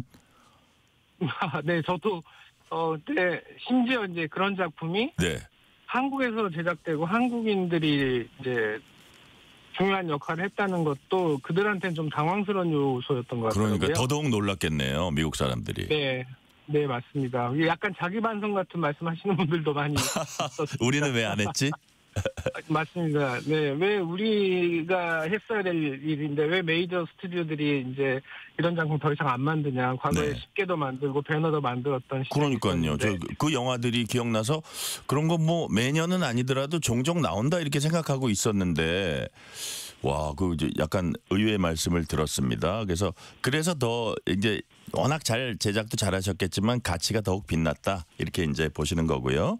네, 좋게 봐주신 것 같습니다. 네. 아니 그리고 기독교 소재가 미국에서 먹힌 것 같다 이렇게 겸손하게 얘기하셨지만 아마 잘 만드셨을 거예요. 그렇지 않으면 절대로 먹히지 않습니다. 네, 감사합니다. 예. 자, 감독님 제작 기간만 10년이 걸렸습니다. 원래 애니메이션 영화 제작 기간이 좀 길다는 건 저도 이제 얘긴 들었었는데 10년이면 상당히 오랜 기간 같아요. 이렇게 오래 걸린 이유가 있습니까? 네, 일반적으로 이제 극장용 장편 애니메이션은 네. 아무리 빨라도 3년, 일반적으로 한 4, 5년 걸린다고 보셔도 그렇군요. 되는데요. 예. 근데 이제 이 작품은 제작비 구하는데 좀 어려움이 많았어요. 네, 그래서 제작비가 구해지면 진행하다가 또 이제 자금이 떨어지면 좀 중단됐다, 이게 좀 반복된 상황이 있었고요. 네네. 그 사이에 또 팬데믹 상황이 또 벌어지면서 좀 고난이 좀 역경이 좀 있었습니다. 그러니까요. 예컨대 뭐 제작비라든지 출연진 스태프 팀워크 유지라든지 이게 10년 동안 계속 유지하기는 정말 쉽지 않을 것 같아요. 네, 그래서 그 사이에 이제 계속 사람이 바뀌거나 또 새로 세팅하거나 이제 이런 어려움도 있었죠. 연속성을 유지하는 게 그래서 상당히 애로사항이 많이 있었습니다. 연속성 유지에 애로사항이 있었는데도 그거를 뚝심 있게 밀고 와서 결국은 이런 좋은 날을 맞고 계십니다. 자, 네. 감독님 제가 문자 하나 소개해 드릴게요. 안정숙 님이 문자 주셨어요. K-N이까지 전 세계를 접수할 줄이야. 땡땡땡땡. 느낌표 4개. 오 놀라워라. 땡땡땡. 느낌표 3개. 장성호 영화 감독님 브라보. 존경합니다. 킹 오브 킹스. 느낌표 2개. 이렇게 주셨습니다. 네. 자, 오랜 기간이 걸렸는데 이게 유심히 보니까 제작비는 국내 자본으로만 채웠어요. 소재가 네네. 뭐 예수의 일생 이런 거여서 이게 해외 투자도 이거 받을 수 있지 않았을까 이런 생각도 사실 좀 들거든요. 근데 이제 장 감독님이 국내에서만 투자 받은 특별한 이유가 있습니까? 미국에 이제 헐리우드 일을 하면서 이제 친해진 친구분들이 있었는데 그분들이 이건 미국에 쓰면 될 것 같으니까 투자 연결을 해주겠다는 제안들이 있었거든요. 그래요? 예. 네. 근데 이제 제가 이제 미국의 제작 방식을 너무 잘 알고 있어서 그 자본이 들어오면 저작권뿐만 아니라 창작의 권리까지 심대하게 침해를 받아요.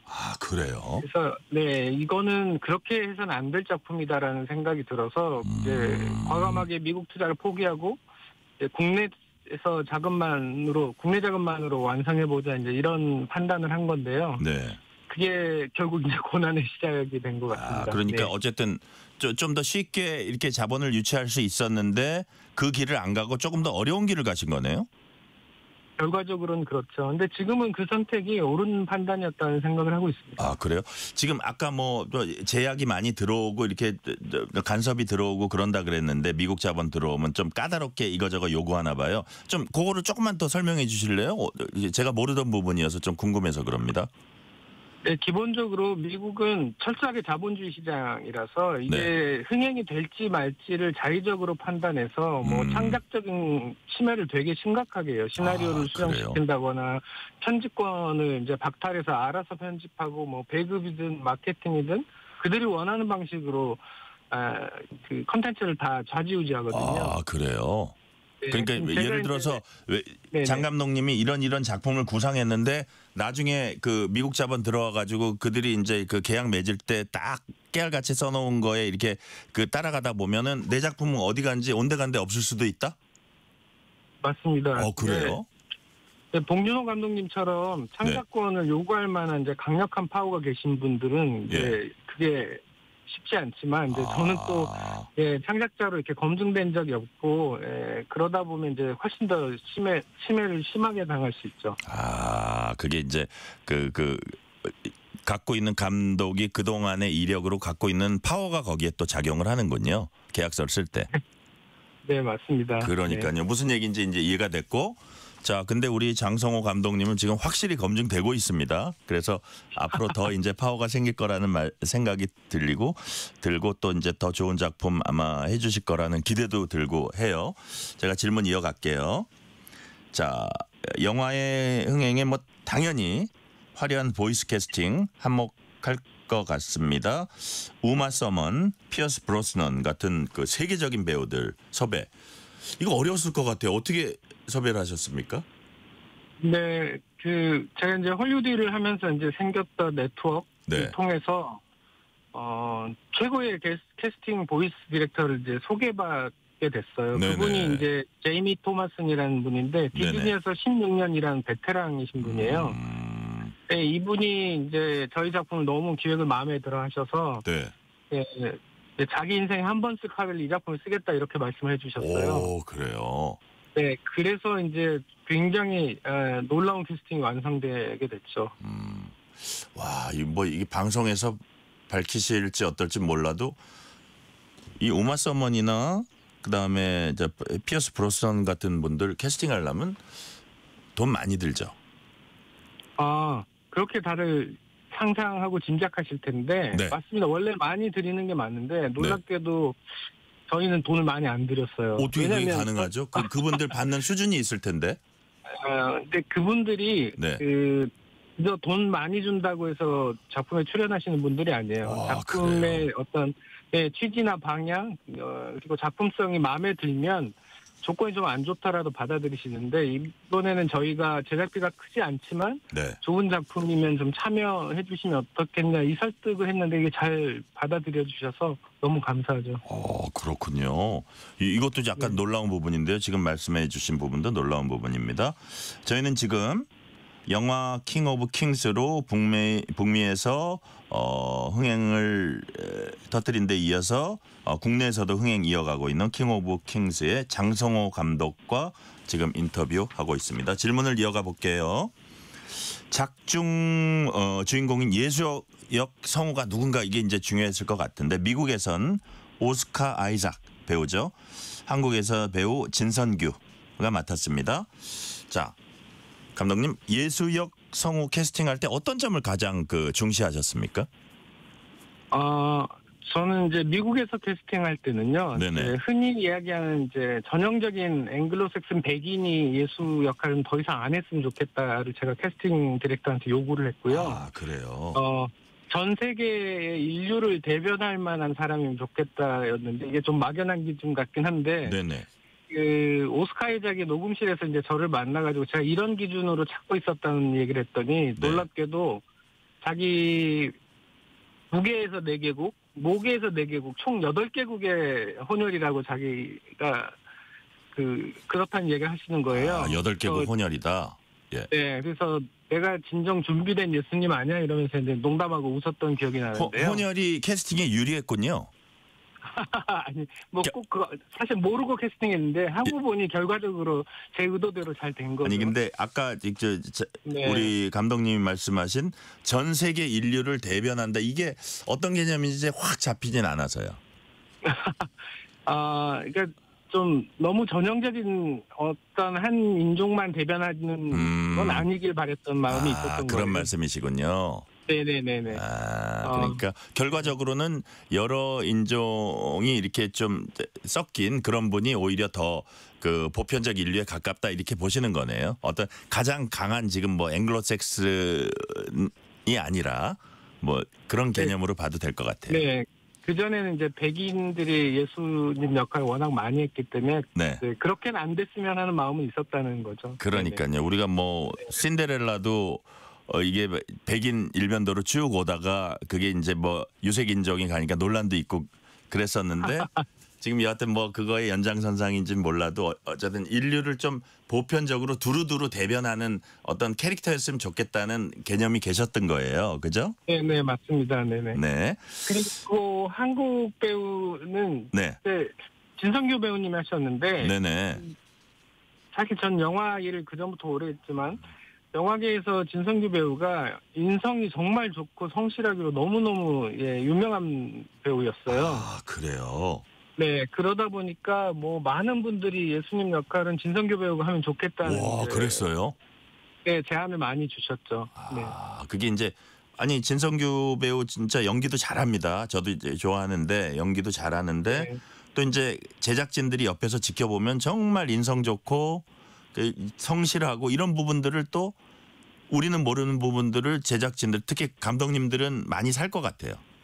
네, 영화계 일하는 스태프들 이제 다들 많이 현장에서 힘들고 험한 일 겪으면 서로를 잘 알게 되잖아요. 사람이 이제 예민해지잖아요. 그런 것 쭉 하다 보면. 네. 근데 그럴 때 어쨌든 이게 사람들이 인정을 합니까? 진성규 배우를? 그럼요. 거의 만장일치죠. 자, 근데 인성 좋다고 역을 맡는 건 아니고 그 역할에 적합해야 되잖아요. 그런 면에서도 딱 들어맞았습니까? 일단 연기력이 워낙 뛰어난 배우니까 그러니까요. 두말할 나위가 없죠. 네. 그리고 이제 제가 기대했던 건 네. 이분이 이제 그 연극 배우 출신이라 그 무대 연기를 잘 해봤던 경험을 충분히 갖고 계시잖아요. 무대 연기 그래서 경험. 그래서 이 발성이나 이런 것들이 저는 예수님 역할로 되게 준비가 잘 돼 있을 거라는 생각을 했고 역시나 기대 이상 너무 훌륭하게 잘해주셨어요. 그 연극 무대에서 탄탄히 쌓은 그 연기력 그게 그 예수 역할의 그 목소리에서도 충분히 발현이 됐다 이렇게 보시는 거네요. 네, 맞습니다. 네, 자 더빙을 맡은 배우들 몇몇 화려합니다. 자 일단 이병헌 씨 더빙 맡았는데 이병헌 씨 기독교인은 아니죠? 네, 그렇습니다. 그 물론 이게 여기에 캐스팅 되는데 기독교인 아니면 안 된다는 건 물론 아니겠지만 그 어떤 이병헌 씨를 이렇게 섭외하게 된 뭐 배경이랄까요? 어떤 그 과정이랄까 경위랄까 그건 어떻게 됩니까?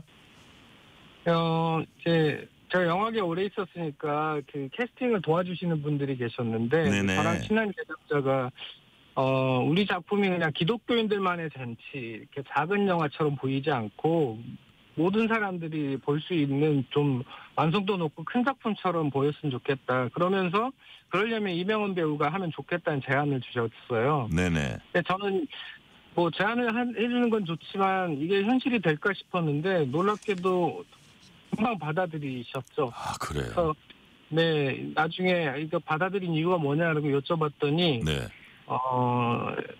청아 쪽이 또 그 기독교 집안이었던 것도 이유가 있었던 것 같고요. 그 이유도 네, 그런 면에 약간의 책임감이 있었군요, 이병헌 씨가. 근데 이제까지 아이들 데리고 같이 영화 보러 갈 수 있는 작품에 출연을 못 하셨대요. 그래요? 네, 근데 이 작품은 너무 좋은 작품이라 아이들 데리고 극장에 손잡고 가서 볼 수 있을 것 같아서 그래서 흔쾌히 출연을 열심히 하셨다고 하시네요. 네네. 그거 아이들한테 아빠 목소리 들으러 가자. 아빠도 이거 저기 그 참여한 거야 이러고 데려갈 수 있는 아이들 볼 수 있는 영화를 드디어 참여한 게 그게 또 큰 요인 중에 하나였을 것 같은데 여기서 살짝 또 우리가 자꾸 돈 물어보면 이거 안 되는데 아까 피어스 브로스는 우마 서머 그렇게 많이 못 주셨다고 했는데 이병헌 씨도 비슷합니까 어떻습니까? 그럼요. 다, 아주 많이 드릴 수는 없었어요. 그래도 잘 받아들이셨습니다, 다행히. 그래요. 자, 지금 얘기를 쭉 듣고 보니까 정말 세계적인 배우들, 국내외에 세계적인 배우들 이렇게 캐스팅하시고 일을 하셨는데도 여튼 그 배우들이 그냥 나는 이 정도 돈은 받아야 돼. 꼭 이런 게 아니라 정말 마음에 드는 작품 그리고 지금 이 자본을 어느 정도 확보했다는 이런 것들을 하면 이해하고 어느 선에서 이렇게 해준다는 그것도 제가 또 하나 또 배운 거예요 오늘 우리 장 감독님한테. 네네. 상황이 그렇군요. 자 지금부터는 장성호 감독님 얘기 조금 해보겠습니다. 장성호 감독님은 원래 VFX (Visual Effect) 전문가로 이제 공동경비구역 JSA 해운대 같은 그 300편 넘는 국내외 영화 드라마에 참여하셨죠?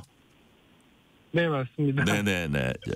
자, 이런 거 너무 좀 진부한 질문인데 그렇게 이 작품 질문 들어가기 전에 하나 여쭤보는 거예요. 어떤 작품이 가장 자기가 참여한 작품 중에 그 좀 이거는 내가 생각해도 참 잘했어. 효과도 잘하고 이런 거 한두 개 꼽아주시면 뭡니까? 사실 저는 이게 큰 작품이든 작은 작품이든 그리고 뭐 CG가 많이 들어갔든 적게 들어갔든 정말 진심으로 최선을 다해서 애정을 가지고 있거든요. 그래서 이거 어느 한 작품이 나한테 뭐 의미가 있거나 뭐 마음에 들거나 저는 정말로 그런 기준이 없었어요. 그래요. 다 소중하네요. 어떻게 보면. 네, 이건 정말 진심입니다. 알겠습니다. 자, 300편 다 소중하다. 다 이제 서열을 어떻게 매기기가 힘들 정도로 모든 거에 진력을 다했다. 이런 말씀이시고요. 자, 근데 그러다가 내가 직접 작품을 연출해야겠다. 기획, 제작, 연출 이거 내가 총괄해서 해야겠다. 생각하게 된 계기가 무엇이었습니까? 사실은 저는 어렸을 때부터 영화광이었거든요. 그래서 영화 제작 혹은 연출에 대한 꿈은 어렸을 때부터 꾸준히 가지고 있었어요. 근데 이제 컴퓨터 그래픽 공부를 하게 되면서 이제 영화 일을 할 기회가 돼서 이제 스텝으로 일을 시작한 건데요. 일을 하다 보니까 좀 안타깝게도 데뷔작이 은퇴작이 되는 감독들 너무 많이 본 거예요. 아, 그래요. 네, 그래서 철저하게 준비를 해서 정말 잘할 수 있겠다는 확신이 들 때까지는 함부로 하겠다고 나서지 말자 이렇게 생각을 했고 그러다 보니까 준비하는데 좀 시간이 오래 걸렸던 것 같습니다. 네.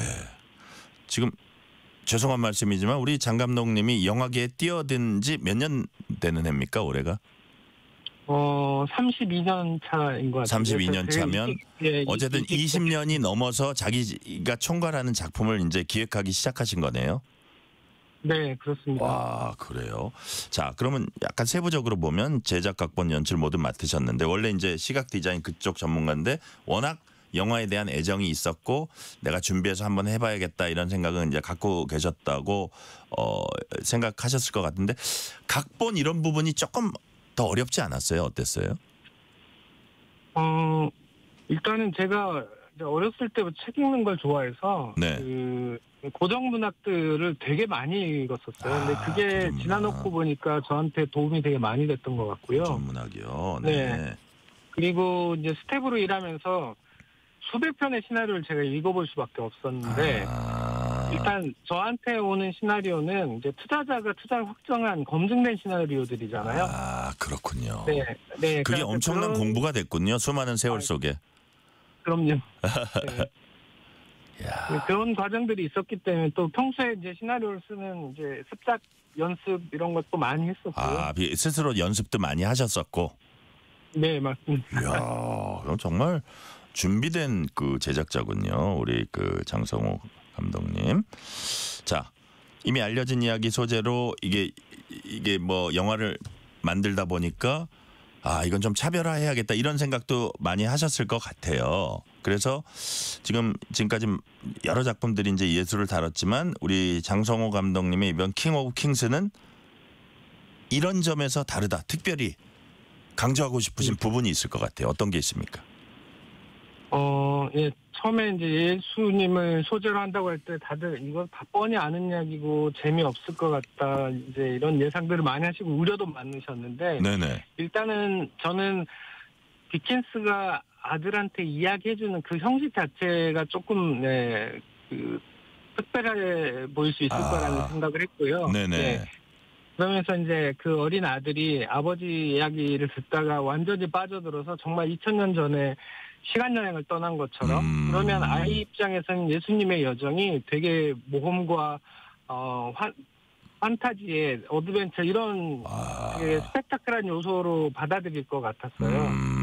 그래서 어린아이의 시선으로 어린아이 관점으로 어린아이가 체험하는 과정을 통해서 우리가 이 이야기를 좀 새롭게 받아들이게 만들 수 있지 않을까 이제 그런 생각을 하면서 이제 시나리오를 썼습니다. 아, 그러니까 이게 뭐 종교 영화는 좀 무겁고 이렇게 좀 가라앉아 있을 수 있는데 그게 정말 신나는 어떤 어드벤처 떠나는 것처럼 그 아이들한테도 흡인력을 팍팍 줄 수 있는 그런 형식으로 진행된 것 그런 부분 좀 말씀하신 것 같고요.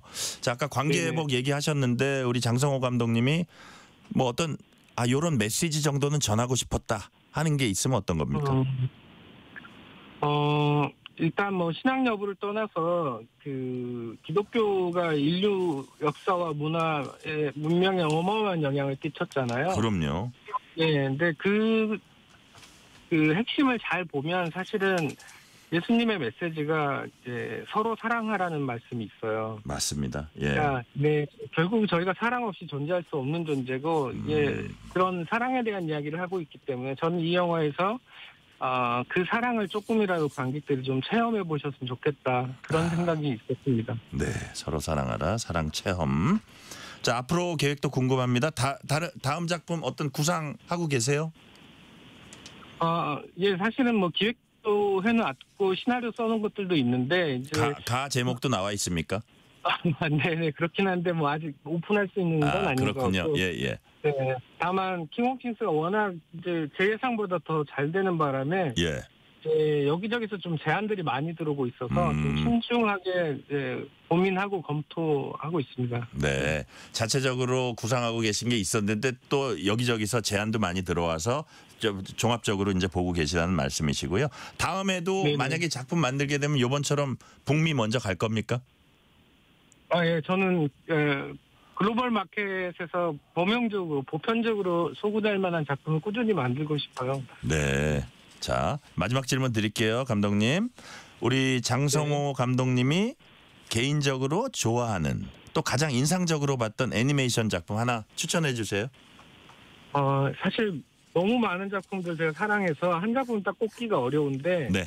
사실은 저한테 제일 영향을 끼쳤고 제가 가장 많이 본 작품을 이야기하자면 사실 톰과 제리입니다. 아, 그렇군요. 네, 그 표현, 애니메이션의 어떤 본질적인 요소가 너무 잘 들어있어서 아, 그래요? 여전히 즐겁게 보고 있습니다. 저는 토이스토리를 되게 감동 있게 봤었는데 이거 당연히 그렇죠. 저도 예. 그렇습니다.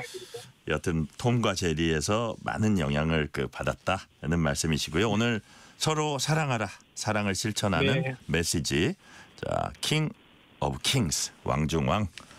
지금까지 영화 킹 오브 킹스를 만든 장성호 감독이었습니다. 장성호 감독님 말씀 감사합니다. 네, 감사합니다. 편지 왔습니다. 퇴근길 지친 당신에게 힘이 되는 뉴스를 전해드립니다. 매일 저녁 당신과 함께 읽는 세상 이야기. KBS 1라디오 뉴스레터 K.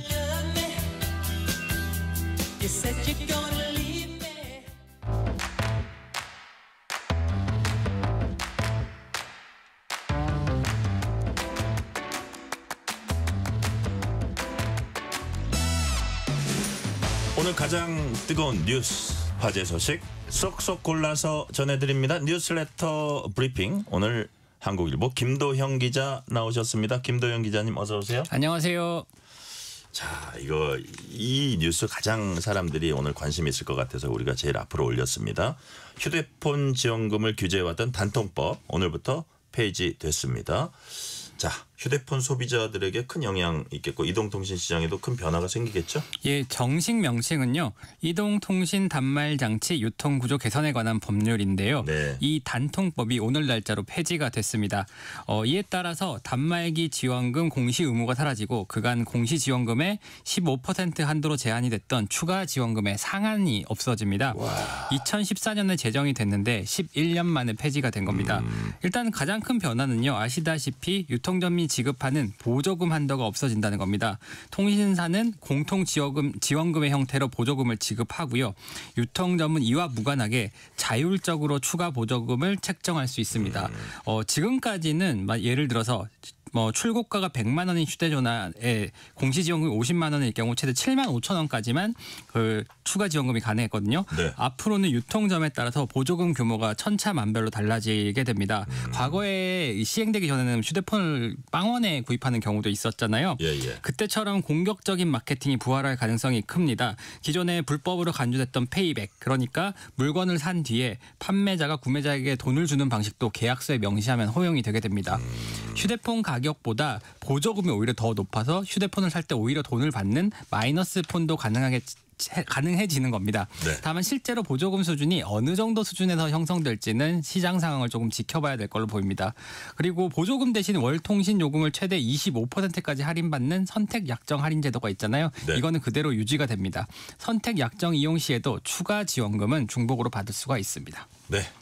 그러니까 업체 입장에서 이제 무한 경쟁의 시대가 열린 거고 소비자 입장에서는 기본적으로 싸게 살 수 있는 겁니다. 휴대전화를.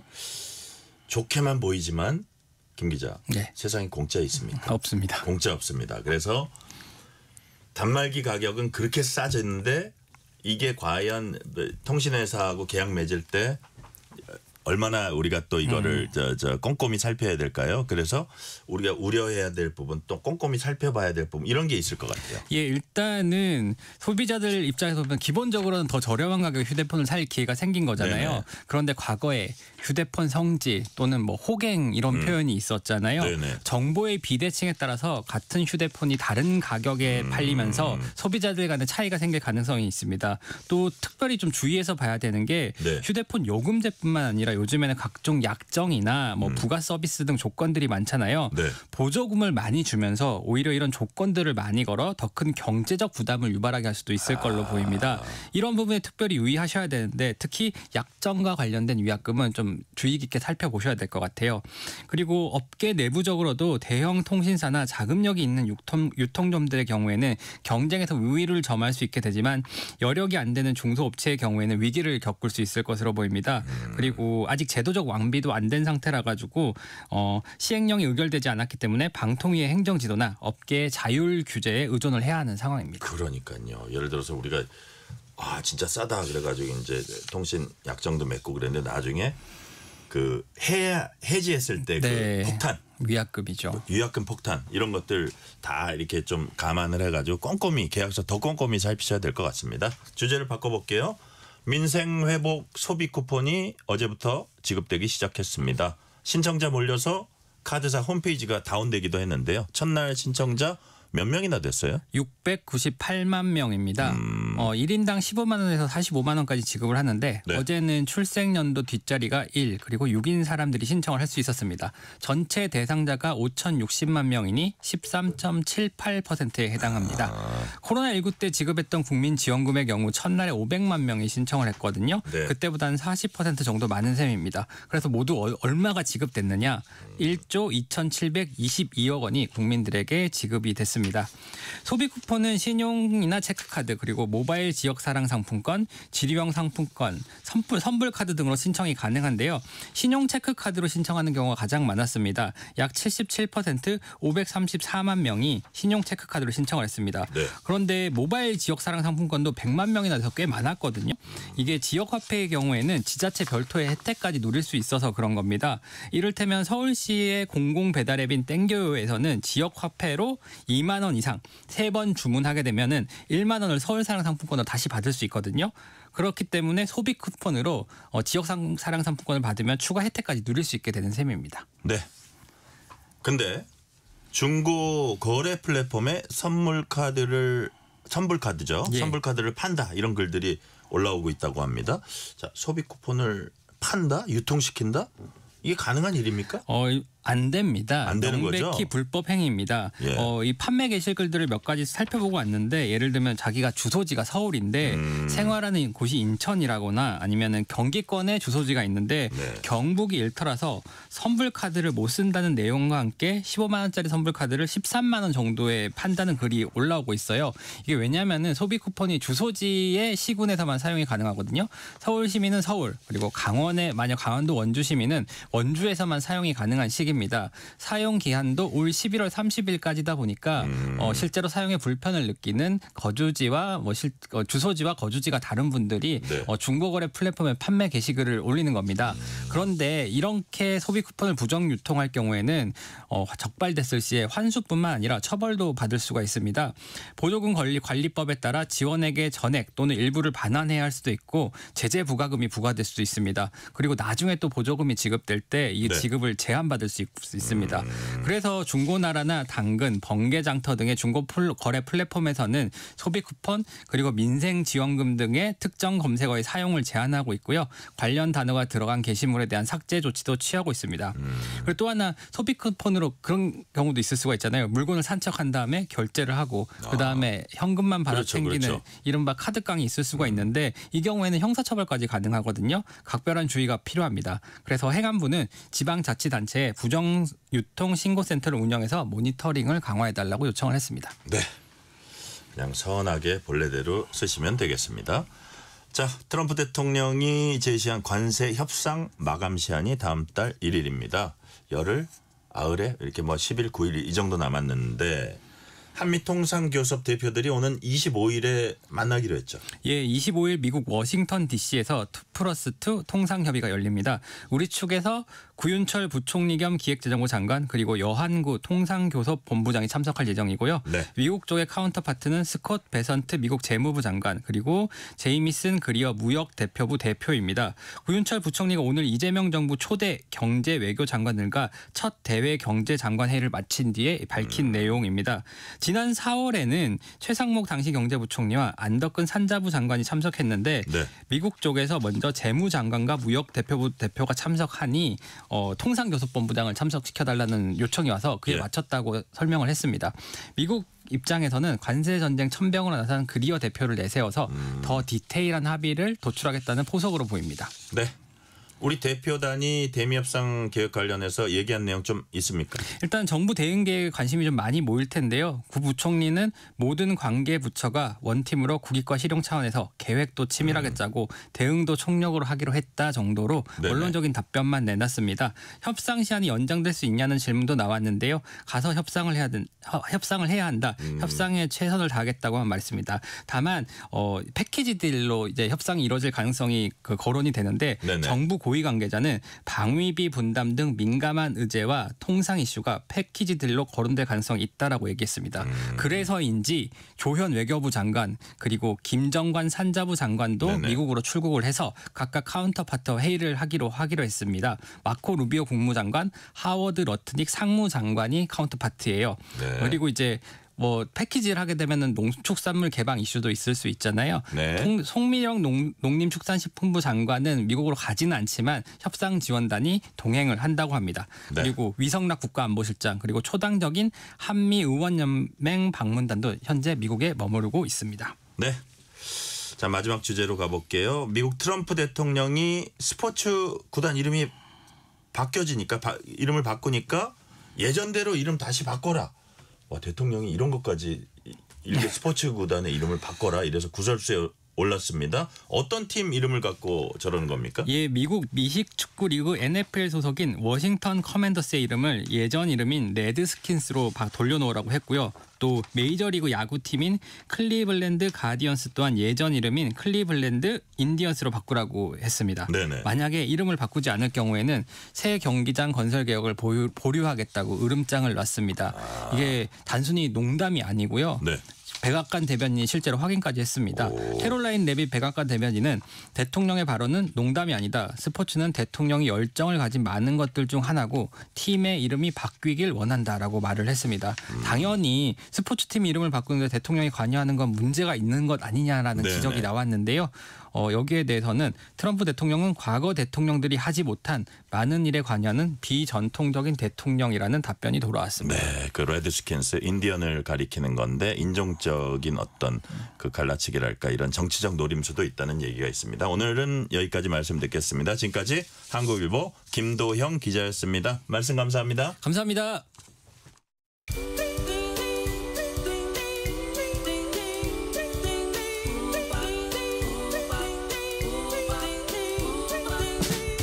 오늘 하루 뉴스를 정리해주는 다정한 편지 한 통. KBS 1라디오 뉴스레터 K.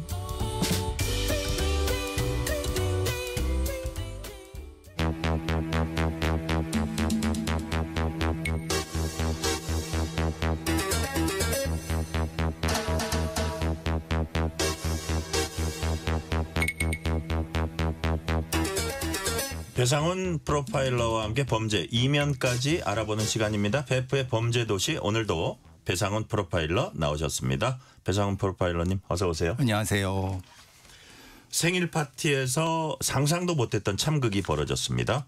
60대 남성이 30대 아들이 열어준 생일 파티에서 사제총으로 아들을 살해했습니다. 아들의 부인과 어린 자녀 2명이 바로 앞에서 지켜봐야 했습니다. 가족이 모여 있는 상태에서 일어났다는 점이 가장 큰 충격인 것 같아요. 배상훈 프로파일러님, 사건 경위를 간단히 정리를 좀 해주세요. 예, 사건 현장은 송도 국제도시에 있는 조금 고가의 아파트인 것 같습니다. 네네. 거기서 이제 발생을 했는데 이 범인의 거주지는 도봉구에 있는 아파트고 그 도봉구에 있는 아파트는 아마 그 전 부인, 그러니까 그 피해자의 어머니죠. 네. 그 소유로 돼 있는 것 같습니다. 거기서 이제 오랫동안 거기서 살은 것 같아요. 근데 20일 날 오후쯤에 그 캐리어 짐을 쌓아놓고 이제 쭉 그 차를 렌트해 갖고 네. 송도 쪽으로 와서 그게 이제 그날이 이제 본인의 생일이었나 봅니다. 예. 생일 파티를 차가 없으면 그거를 옮길 수가 없으니까. 예예예. 근데 그걸 렌트를 한 것 같아요. 네네. 그래서 거기서 이제 그 생일 파티를 하는 과정에서 잠깐 나갔다 온다고 아마 그 차에서 이 총기를 가져와서 그 아들한테 네. 2발을 발사하고 하나는 3발을 발사한 것 같은데 하나는 이제 오발이 된 건지 아니면 다른 이유가 있는지 모르겠는데 거기서 그 시간이 9시 30분.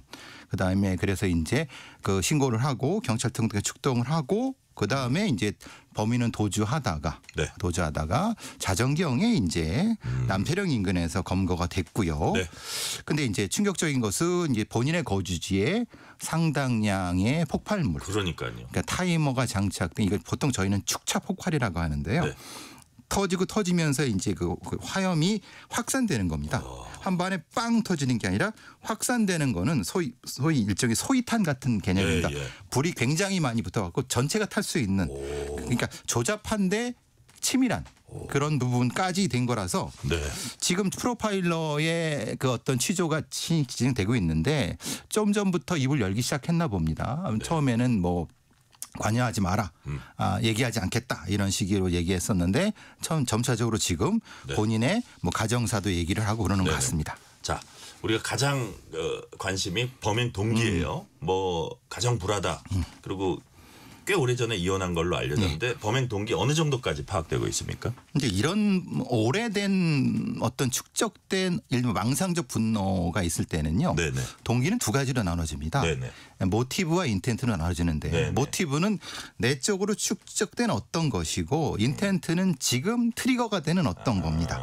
근데 오랫동안 본인은 전 부인에 대한 어떤 뭐 열등감이나 자존감 같은 부분이 있었던 것 같습니다. 왜냐하면 결혼 당시와 그 부인이 굉장히 유명한 어떤 에스테틱이라고 하는 뭐 그런 기업의 CEO인가 봅니다. 지금도 활동을 하고 있나 보죠. 예, 상당히 유망한 어떤 업체라고 합니다. 그리고 아들이 그걸 이어받는 뭐 이런 형태입니다. 계열사까지 있다고 하니까. 네네. 근데 본인은 일종의 은둔형 외톨이로 집에만 있고. 예. 그러니까 그게 기속적으로 뭔가 어떤 자극이 된 부분인 것 같습니다. 그러니까 그런 것이라고 하면은 이거는 이제 소위 동기를 구분을 해야 됩니다. 네. 그러니까 내적 동기와 외적 동기를 구분을 하는데 네. 본인의 주장은 가정 불화라고 하는 거고 가정 불화라고 하는데 그 전 부인 그 부인께서는 아니다라고 하는 거예요. 예. 왜냐하면 당연하죠. 본인은 상관없는 일인데 가해자는 상관이 있다라고 하는 거니까. 예. 그러니까 이것은 그 가해자의 얘기를 그대로 믿어줄 필요도 없는 건데 주장은 그렇다는 겁니다. 주장은 그런데 그렇다. 전체적인 일반론은 네. 아마 가정 내에 뭔가가 있어서 이런 일이 벌어졌을 거라는 건 추정은 가능합니다. 그러니까요. 어떤 심리적으로 자기가 외톨이가 됐다는 뭐 이런 거일 수도 있고. 그렇죠.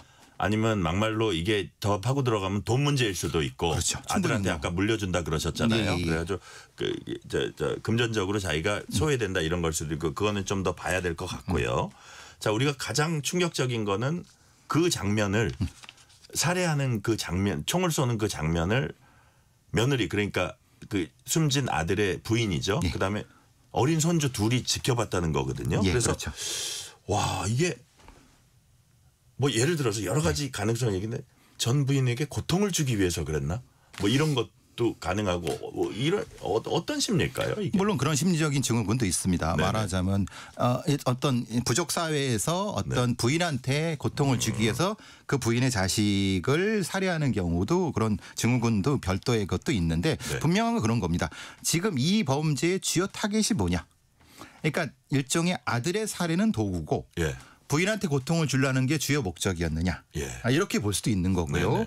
아들의 살해만 생각했다고 하면 굳이 거기서 할 필요는 없는 거죠. 왜냐하면 본인의 아파트로 자주 놀러 왔다고 하니까 아들이 예. 거기서 살해를 해도 되는 거니까. 예. 근데 이것은 생일 잔치에서 보는 앞에서 했다는 것은 네네. 뭔가 일종의 표현형의 범죄. 말하자면 누적된 어떤 본인의 망상적 분노를 표출하는.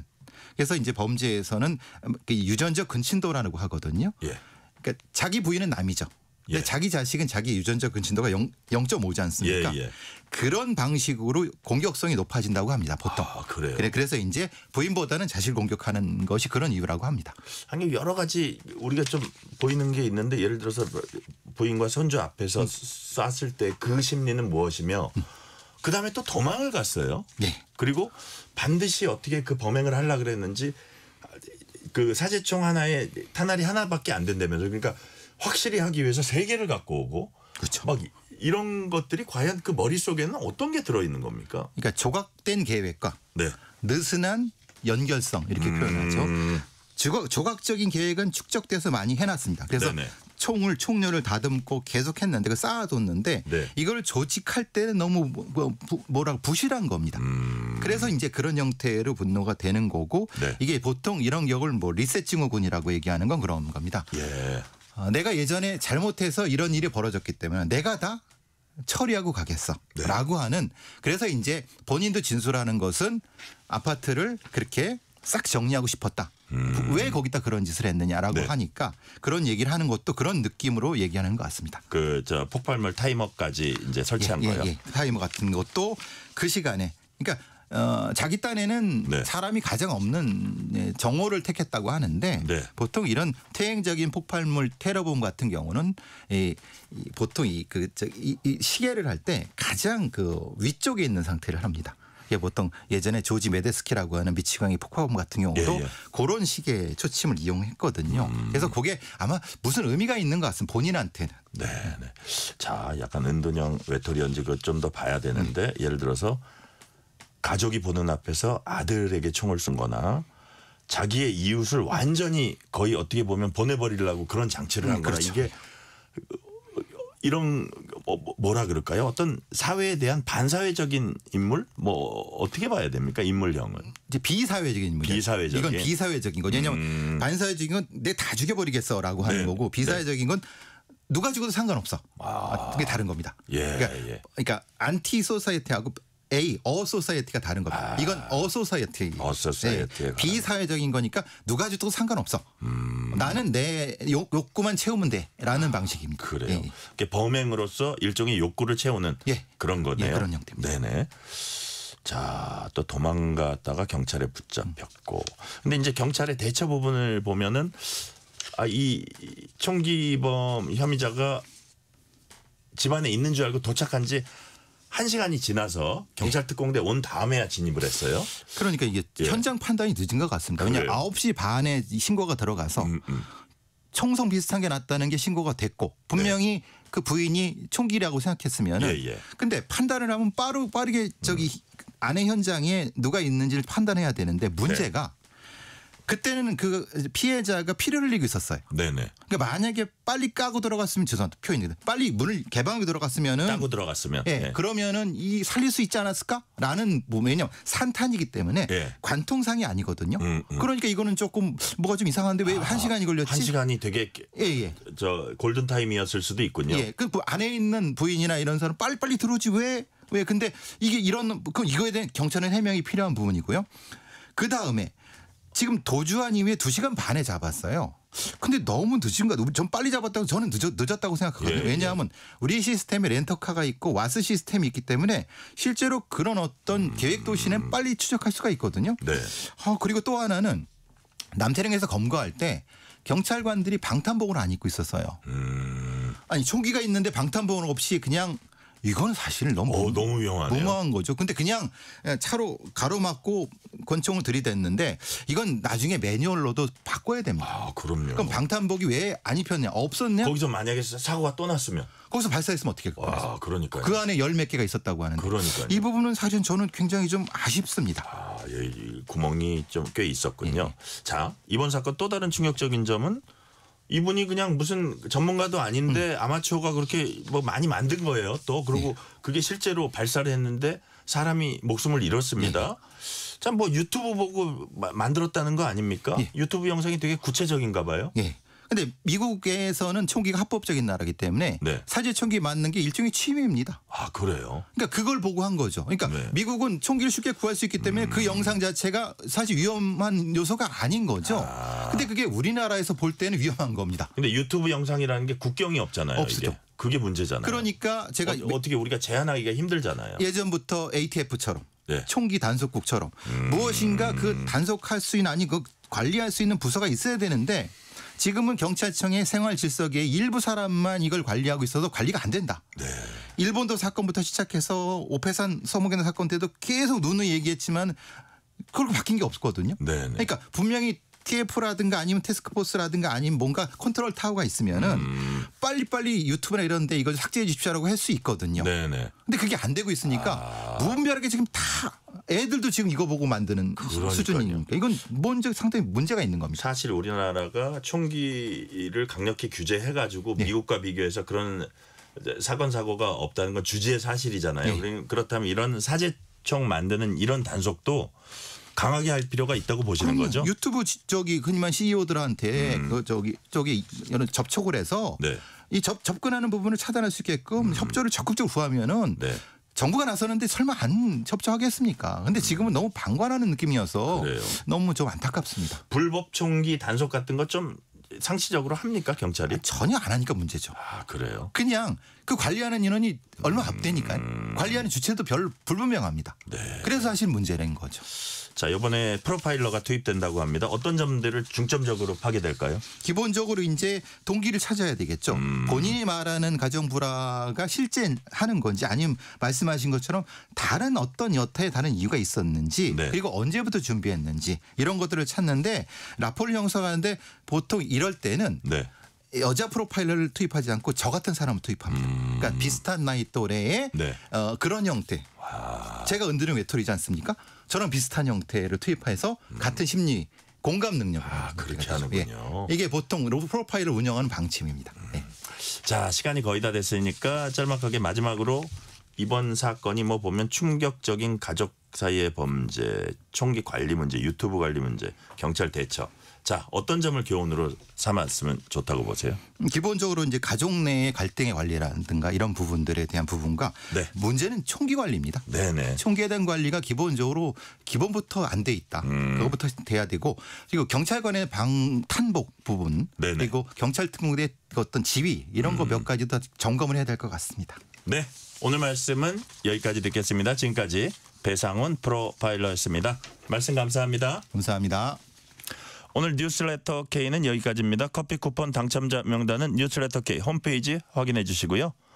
정치권은 연일 시끌시끌합니다. 또 아버지가 가족들 앞에서 아들을 총으로 쏘는 믿기지 않는 일도 일어나고 있습니다.